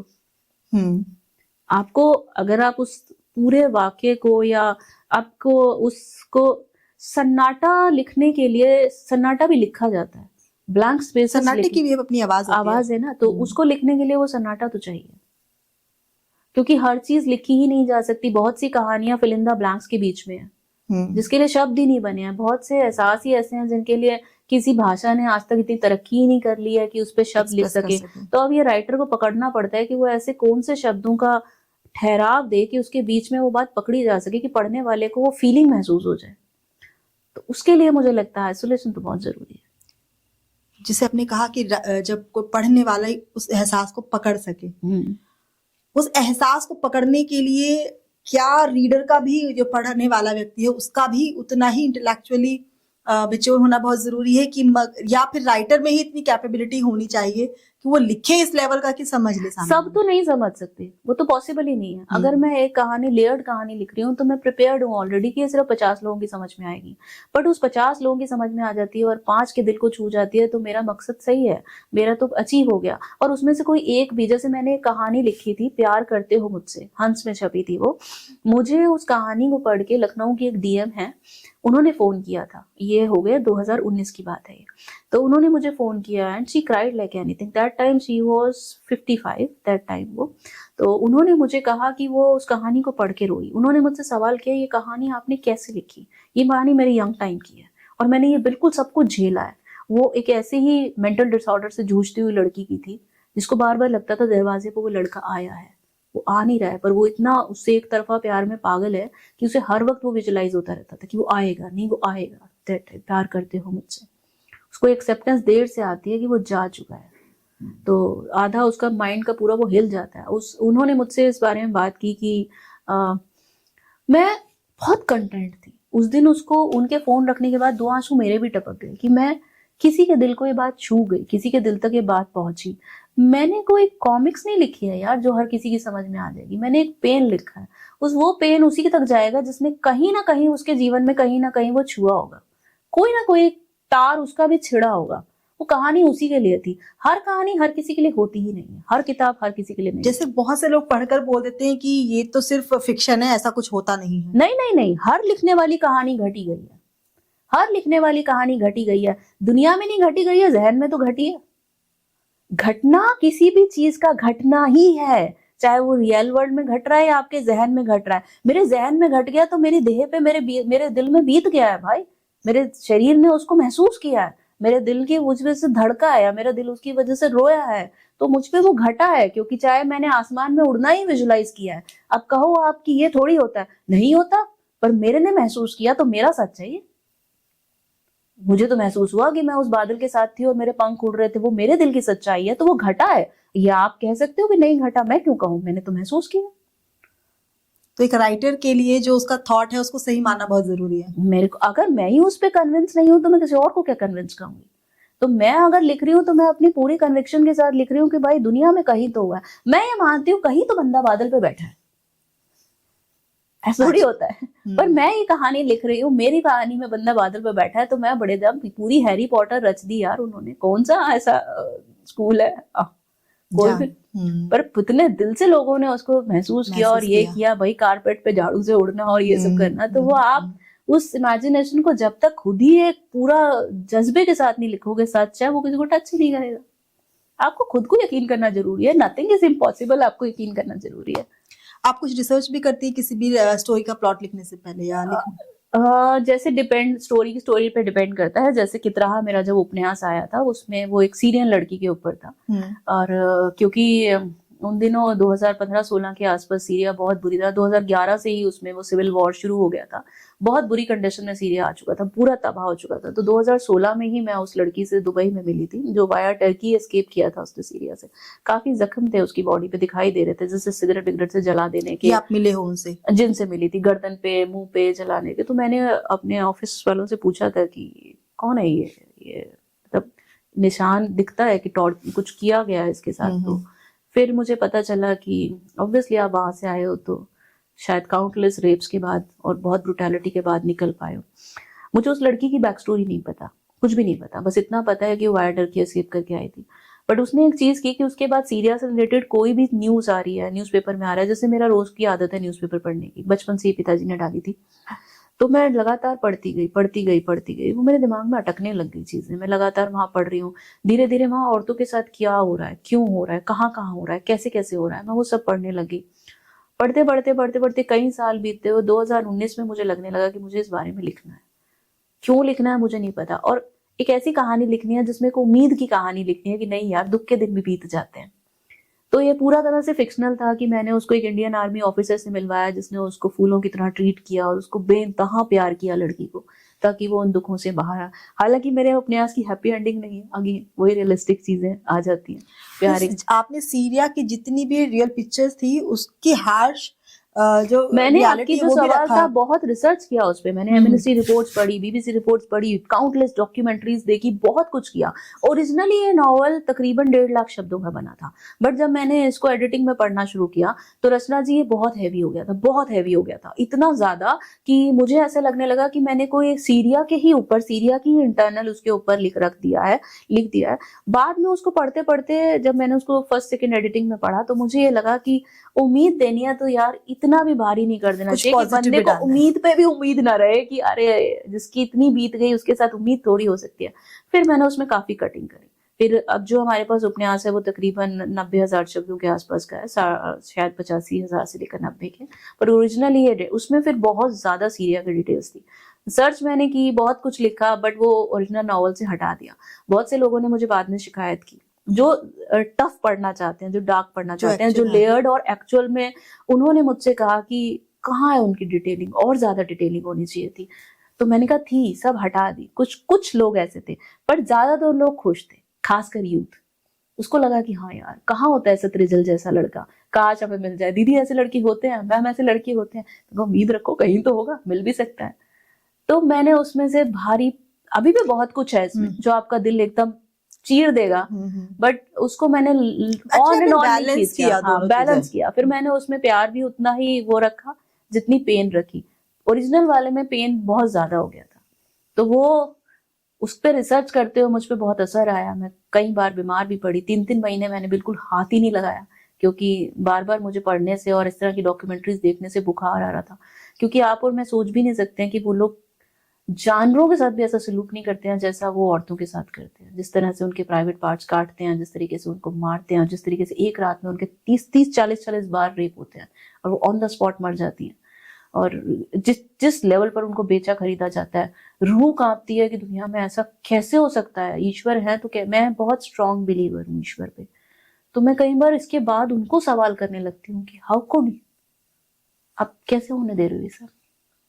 जब आप इतना, जैसे अब आपने कहा कि जब आप इतना हार्श पढ़ती हैं या आपको इतनी ब्रूटल ट्रूथ आपके सामने आता है, सच्चाई आती है, तो वो आपको भी अफेक्ट करता है। कैसे अपने आप को कोप अप करती हैं? तकलीफ होती है, बहुत ज्यादा बीमारियां बढ़ती है, शरीर भी बहुत ज्यादा बीमारियों में गिरता चला जाता है, बहुत सारी प्रॉब्लम्स होती हैं, पर मेरा सुख भी वही है। मैं क्या करूं, मुझे सबसे डांट पड़ती है अपनी फैमिली में इन बातों के लिए, सबसे, पर मैं आई कांट हेल्प इट। मैं बहुत बेबस महसूस करती हूँ। मेरे बेटे मना करेगा कि आप डार्क फिल्में नहीं देखोगे, मैं उसके मना करने के बाद पूरा छान मारती हूँ नेट, कहाँ से मैं डार्क फिल्में निकाल के लाती हूँ, हंगरी की, स्पेन की, उसकी कहाँ से, और मैं उनको बहुत तसल्ली से, अकेले बैठ के तसल्ली से देखती हूँ, बहुत डूब के देखती हूँ। बट जब मुझे बीच बीच में, क्योंकि मुझे भी कुछ ऑब्वियसली मेंटल डिसऑर्डर कहिए आप, कुछ पर्सनैलिटी डिसऑर्डर मैं इसको कहूँगी, नॉट अ मेंटल डिसऑर्डर, कुछ पर्सनैलिटी डिसऑर्डर मुझे क्रिएट होने लगते हैं बार बार। जिन दिनों वो हावी होने लगते हैं, मैं उन दिन बैलेंस बनाने की कोशिश करती हूँ, मैं उन दिनों उनसे बचती हूँ। उस टाइम में वो फिर सुसाइडल टेंडेंसी इंक्रीज करते हैं। उस वक्त आपको लगता है फिर कुछ नहीं रखा दुनिया में, जान दे दो, मर जाओ, सुसाइड कर दो। बट फिर वही वाली बात आ जाती है कि आत्महत्या की लग्जरी वाली। मैं याद रखती हूँ कि मेरी बहुत सारी रिस्पॉन्सिबिलिटीज है, मेरी एक बेटी है, मेरे पेरेंट्स हैं, मेरे पे डिपेंड है, सब कुछ है। मैं ये बात याद रखती हूँ हर वक्त कि किसी भी चीज को इतना ना हावी होने दूं। बहुत बार ख्याल आता है, बहुत बार इस बिल्कुल मैं पॉइंट पे जाके रुकी हूँ सुसाइड करते करते, क्योंकि वो चीज बहुत हावी हो रही है उस वक्त, वो आपको ट्रिगर कर रही है, do it do it do it. जैसे आप वर्जीनिया वुल्फ का ही केस लेंगे, डू इट, तो वो होता है बहुत, पर आपको उसको पकड़ के किसी तरीके से बढ़ना पड़ता है। हो सकता है मैं किसी दिन फेल हो जाऊँ, पर जब तक मैं इस चीज में अपने आप को सपोर्ट करती रहूंगी कि नहीं मुझे ये चीज करनी है। मेरे आसपास के लोग भी इसलिए डरते हैं और वो चाहते हैं मैं इन चीजों से हटूं, पर मैं उनको ये बात समझा नहीं पा रही हूँ कि मेरा सुख भी है ये, अगर मेरे से छीन लोगे तो मैं शायद और पहले मर जाऊंगी। ये सुख भी है और साथ में रिस्पॉन्सिबिलिटी भी। रिस्पॉन्सिबिलिटी की तरह मैंने आपको बोला ना, मैं इतना आदर्शवाद लेके नहीं चलती, मैं रिस्पॉन्सिबिलिटी की तरह नहीं लिख रही हूँ। मुझे लिखना है, मैं इसलिए लिख रही हूँ क्योंकि मेरा सुख है, मैं सेल्फिश हूँ। मैं अगर किसी का दुख नहीं लिखूंगी या मैं किसी के दुख को महसूस नहीं करूंगी तो मुझे ऐसा लगता है कि मैं एग्जिस्ट नहीं कर रही हूँ, मेरी बॉडी ही नहीं है, मैं कुछ हूं ही नहीं। मैं मतलब मैं उस फीलिंग को आपको शायद मैं ठीक से बता नहीं पा रही हूँ। बट मुझे ऐसा लगता है कि अगर मैंने एक चीज देख ली है तो मेरे को इसको अगर मैं नहीं लिखूंगी तो, या इसके बारे में बात नहीं करूंगी या मुंह फेर लूंगी तो मैं और जल्दी मर जाऊंगी। मैं उससे मुंह फेर नहीं सकती। बट कई बार अब जैसे मैं कुछ बच्चों की बात बताती हूँ, उनको लगता है मेरे पास इन प्रॉब्लम्स का सॉल्यूशन है, जिस जहनी बीमारी से वो गुजर रहे हैं या जिस खराब रिलेशनशिप से वो गुजर रहे हैं शादी में या उसमें, तो they keep on calling me. तो मैं 1 बार 2 बार 3 बार 4 बार 2 महीने 4 महीने 6 महीने समझाने की कोशिश करती हूँ, काउंसलर होने की कोशिश करती हूँ, फिर ऑनेस्टली स्पीकिंग रचना जी मैं बचने लगती हूँ। क्योंकि मैं यहाँ पे इस बारे में अपने को वाइज मानती हूँ, क्योंकि मुझे ये समझ आ चुका है कि मैं जितना हो सकता था मदद कर चुकी हूँ, जितना हो सकता था समझाया जा चुका है, जितना हो सकता था उसको सब कुछ सही गलत बताया जा सकता है। अब डिसीजन इसको लेना है। अगर अब ये नहीं ले रहा, ये नहीं ले रही, तो मैं ये बात पूरी तरह से मैंने अपने दिमाग में ठोक लिया है, मैं भगवान नहीं हूँ। अगर इसे किस्मत में मरना लिखा है तो ये मरेगा और ये मरेगी, मैं इसको बचा नहीं सकती। इसको 14वीं मंजिल से कूदना है तो कूदेगी भाई, मैं भगवान नहीं हूँ। मेरे को रात को एक दिन 1-1:30 बजे बंदी मैसेज कर रही है, दीदी मैं सुसाइड करने वाली, मैं सुसाइड कर लूंगी। मेरा दिमाग खराब हो गया, मैं पागल जैसी हो गई। मैं कॉल बैक कर रही हूँ, मैसेज कर रही हूँ, don't do it. Social media से ही जुड़ी थी, बहुत खराब अपनी उसमें मैरिड लाइफ में और सब कुछ है, और बेटी उसकी भी शायद 8-10 साल की है, वो मैं नाम नहीं लूंगी। तो आप मुझे रात के 1:30 बजे से मैसेज कर रहे हो, आप ये सोच ही नहीं रहे हो मेरा एंग्जाइटी का लेवल कहाँ जाएगा। मैं पागल जैसी हो गई हूँ। मेरे पास आपकी कोई इन्फॉर्मेशन नहीं है सिवाय आपके फोन नंबर के। मुझे नहीं पता आप कहाँ रहते हैं, आपकी क्या फैमिली मेंबर्स है, किसी का नहीं है।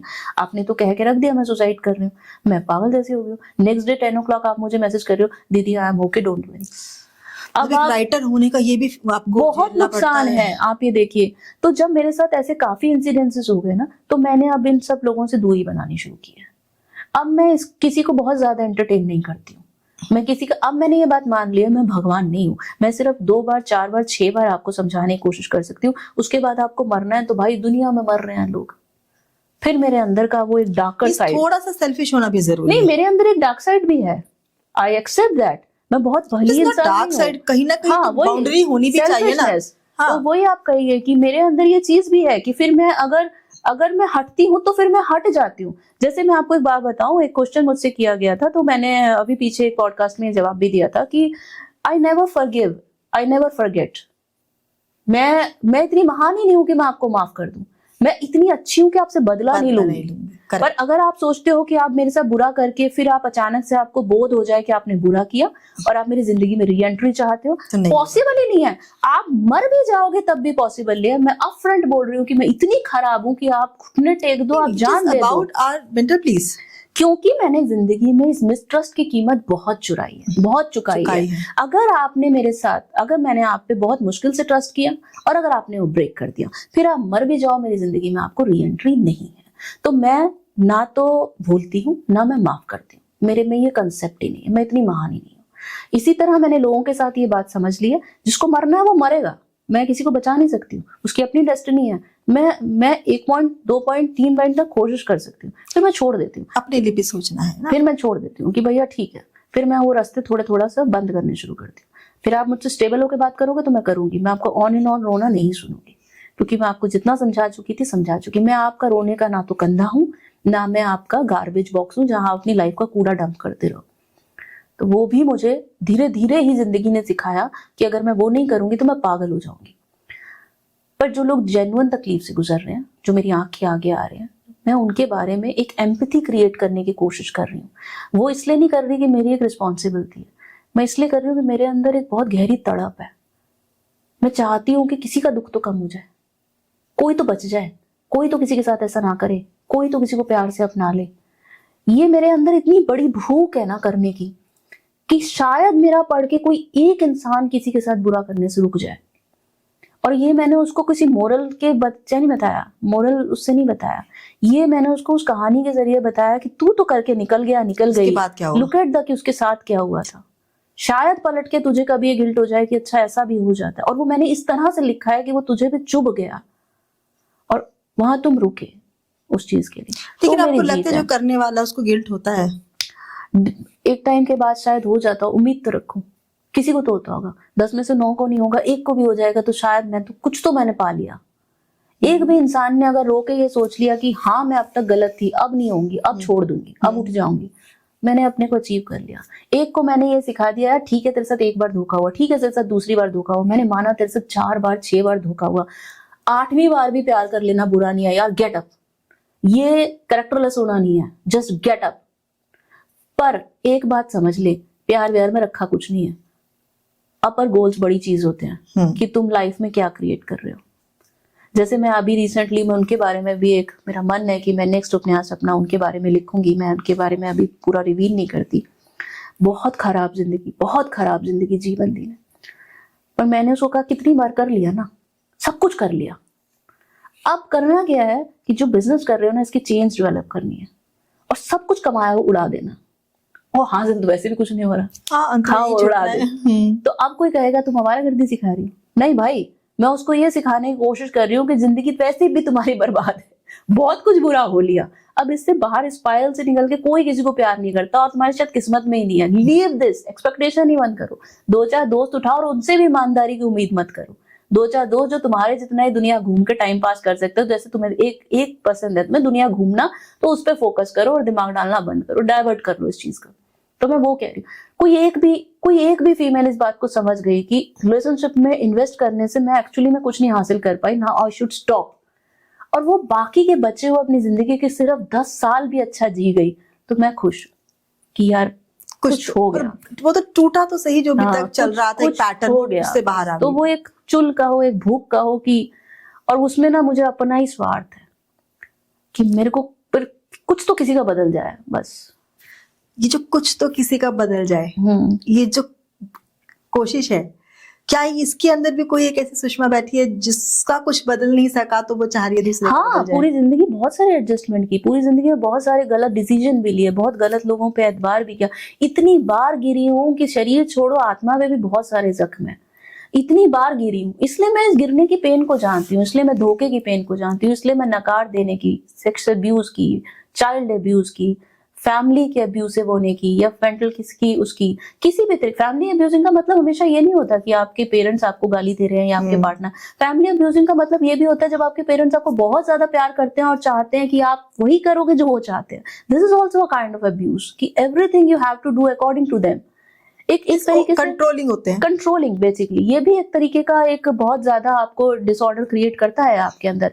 ऐसी काउंटलेस चीजों से गिरने के बाद धीरे धीरे, हो सकता है मेरे साथ किसी केस में एक्सट्रीम नहीं हुआ, किसी में हुआ, किसी में नहीं हुआ। अब जैसे अगर मैं चाइल्ड अब्यूज की बात करूं, किसी के साथ तो उनके मामा चाचा ताया ये सब हुआ है, मेरे साथ इस एक्सट्रीम से ईश्वर की बड़ी कृपा इस एक्सट्रीम तक नहीं हुआ। पर क्या बसों में चलते हुए मैंने नहीं सहा? बिल्कुल सहा है। मैं वो टच नहीं भूल पाती हूँ, मेरे लिए वो कुछ टच ही इतने ऐसे रहे कि टच ये जो आंखों से गंदे तरीके से देखा गया भी बहुत अंतर रह जाता है, बहुत ज्यादा सच में। और आप ये बात कीजिए, वो जो उंगलियां आपको इतनी बुरी तरह से दबोच के गई है ना, आपको बहुत दिन तक लगता रहता है कि छिपकलियों ने पंजे गड़ा रखे हैं, आप उस फीलिंग से बाहर नहीं निकल पाते हैं। तो मैं ऐसी इतनी बार गिरी हूँ कि मुझे ऐसा लगता है कि मैं किसी को तो गिरने से बचा लूं। पर यही अभी हमारे चाइल्ड अब्यूज की जब हम बात करते हैं, तो हम बात करते हैं जब पूरा सेक्सुअल उस बच्चे के साथ हरेसमेंट हो जाता है। हम इन छोटी छोटी चीजों को काउंट ही नहीं करते हैं। और जबकि इनके गैप भी गहरे होते हैं। भाई जिन बच्चों की जो पूरा सेक्स अब्यूज, उनके तो पेन का आप अंदाजा भी नहीं लगा सकते। जैसे मैं जिनकी बात कर रही हूँ, जिन्होंने मुझे अपनी लाइफ स्टोरी सुनाई, मैं मतलब इतने सदमे में थी कि सह कैसे गई। एक नहीं, दो नहीं, तीन नहीं, 4 बार अलग अलग लोगों से, फैमिली मेंबर्स के। कैसे, आखिर कैसे इसने सह लिया और जिंदा कैसे? हालांकि उसने भी बहुत छोटी उम्र में भी सुसाइड करने का कोशिश किया, सब कुछ किया, बट आप ये देखिए उसके बाद भी वो इतनी उम्र तक सर्वाइव कर गई। लोग ऐसी ऐसी डेस्टिनी भी लेके आते हैं। तो मैं सोचती हूँ कि कभी कुछ ऐसे टूटे हुए लोगों के बारे में लिखना चाहिए, जिनके बारे में पढ़ के दूसरे को लगे सिर्फ मैं ही नहीं टूटा यार, और देख इसके टूटने के बाद भी इसने सर्वाइव कर लिया, तो यार मरूंगा तो मैं भी नहीं, सर्वाइव तो कर जाऊंगा। शायद मैं उसको उम्मीद दूं कि टूटे लोग ही टूटे लोगों को बचा पाते हैं। क्योंकि आप अगर सब कुछ अपनी जिंदगी में बढ़िया किया है, तो काय बात का ज्ञान दे रहे हो यार? आपको दुख पता ही नहीं है कि क्या होता है, आप तो सिर्फ सही बातें कर रहे हो। पर अब अगर आप झेल के गुजरे हो, तो सामने वाले बंदे को पता है कि इसने कुछ कहीं झेल के गुजरा है उस दुख से, सेम आपके वाला नहीं होगा। और हो सकता है मेरा सेंसिटिविटी का लेवल इतना हाई है कि मैं टच भी मेरे लिए बहुत बड़ी बात थी, बट उस टच ने मुझे ये समझाया कि एक नोच लेने, दबोच लेने को मैं महीनों सालों, और आज भी इतने टाइम बाद मुझे याद है कि वो कैसे छिपकली के एहसास थे। तो जिसने इसको सहा होगा, फिर मैं आंख बंद करके अपने को उसकी जगह रखती हूँ, तो मुझे तो ऐसा लगता है कि मेरे पे बहुत सारे छिपकली और दुनिया जहान के कीड़े चढ़े हुए हैं। मुझे अपने देह पे वो महसूस होने लगता है मेरे को पागल जैसी हालत महसूस होने लगती है अपनी। पर फिर मुझे लगता है वो देखो, पर वो बंदा सरवाइव कर रहा है यार, वो लड़की सरवाइव कर जब रही आप है। निराशा में भी आशा ढूंढ लाते हैं। हाँ, फिर उसे सरवाइव करने की एक उम्मीद तो देनी है यार। क्यों, जीने के लिए आए हैं तो जी के तो जाए, थोड़ा कम सही ज्यादा सही, मर तो जाएंगे ही, मरना तो सभी ने है। कोशिश तो करो, 1 बार 2 बार 3 बार, शायद 10 बार भी गिरोगे, पर एक दिन तो तुम्हारा आता है पूरी जिंदगी में। उस एक दिन के लिए मुझे लगता है बहुत कुछ वर्थ होता है, और कोशिश तो करनी चाहिए। कम से कम अपनी स्टोरी में हीरो की एंडिंग में मरना चाहिए यार, लूजर की एंडिंग में नहीं। ये बहुत अच्छी बात कही कि अपनी स्टोरी में हम हीरो होने चाहिए। बिल्कुल। चलिए, बहुत अच्छा लगा आपसे बात करके, और बहुत सारे ऐसे पर्सपेक्टिव थे जो मेरे आज पर्सनली अपने भी बहुत सारे चेंज हुए। तो इतनी सारी बात करने के लिए, और रिश्तों के प्रति, और विशेषकर उन लोगों के प्रति जो अपने जीवन में किसी एक ऐसे दुख से या एक ऐसी लड़ाई से लड़ रहे हैं जो वो दूसरों से कह भी नहीं पा रहे हैं, सिर्फ इस कारण से कि कोई उन्हें समझेगा नहीं। तो उस आशा की लड़ाई के लिए मैं आपको बधाई देती हूँ और शुभकामनाएं देती हूँ कि शुक्रिया, आप ऐसे ही काम करें और समाज में वो परिवर्तन आए कि हमें दूसरों की तरफ वनरेबल होना है, एम्पैथी समंदर रखनी है, इतना बड़ा समंदर है, सब कुछ तो कुछ भी नहीं बदल सकता। मैं सोचती हूँ मैं 4 बूंद पे भी असर हो गया तो इतना ही मेरा जीवन था, यही मेरा काम था, कर दिया और चल दिया। चलिए, बहुत अच्छा लगा आपसे बात करके, और आशा करते हैं कि दोबारा हम मिलेंगे और इसी तरह की किसी विषय पर चर्चा करेंगे जो एक्चुअली बहुत सेंसिटिव है और जिसके बारे में बहुत कम कहा और बोला जाता है। तो बहुत बहुत धन्यवाद आने के लिए और इतना सारी बातें करने के लिए। आपको भी बहुत शुक्रिया।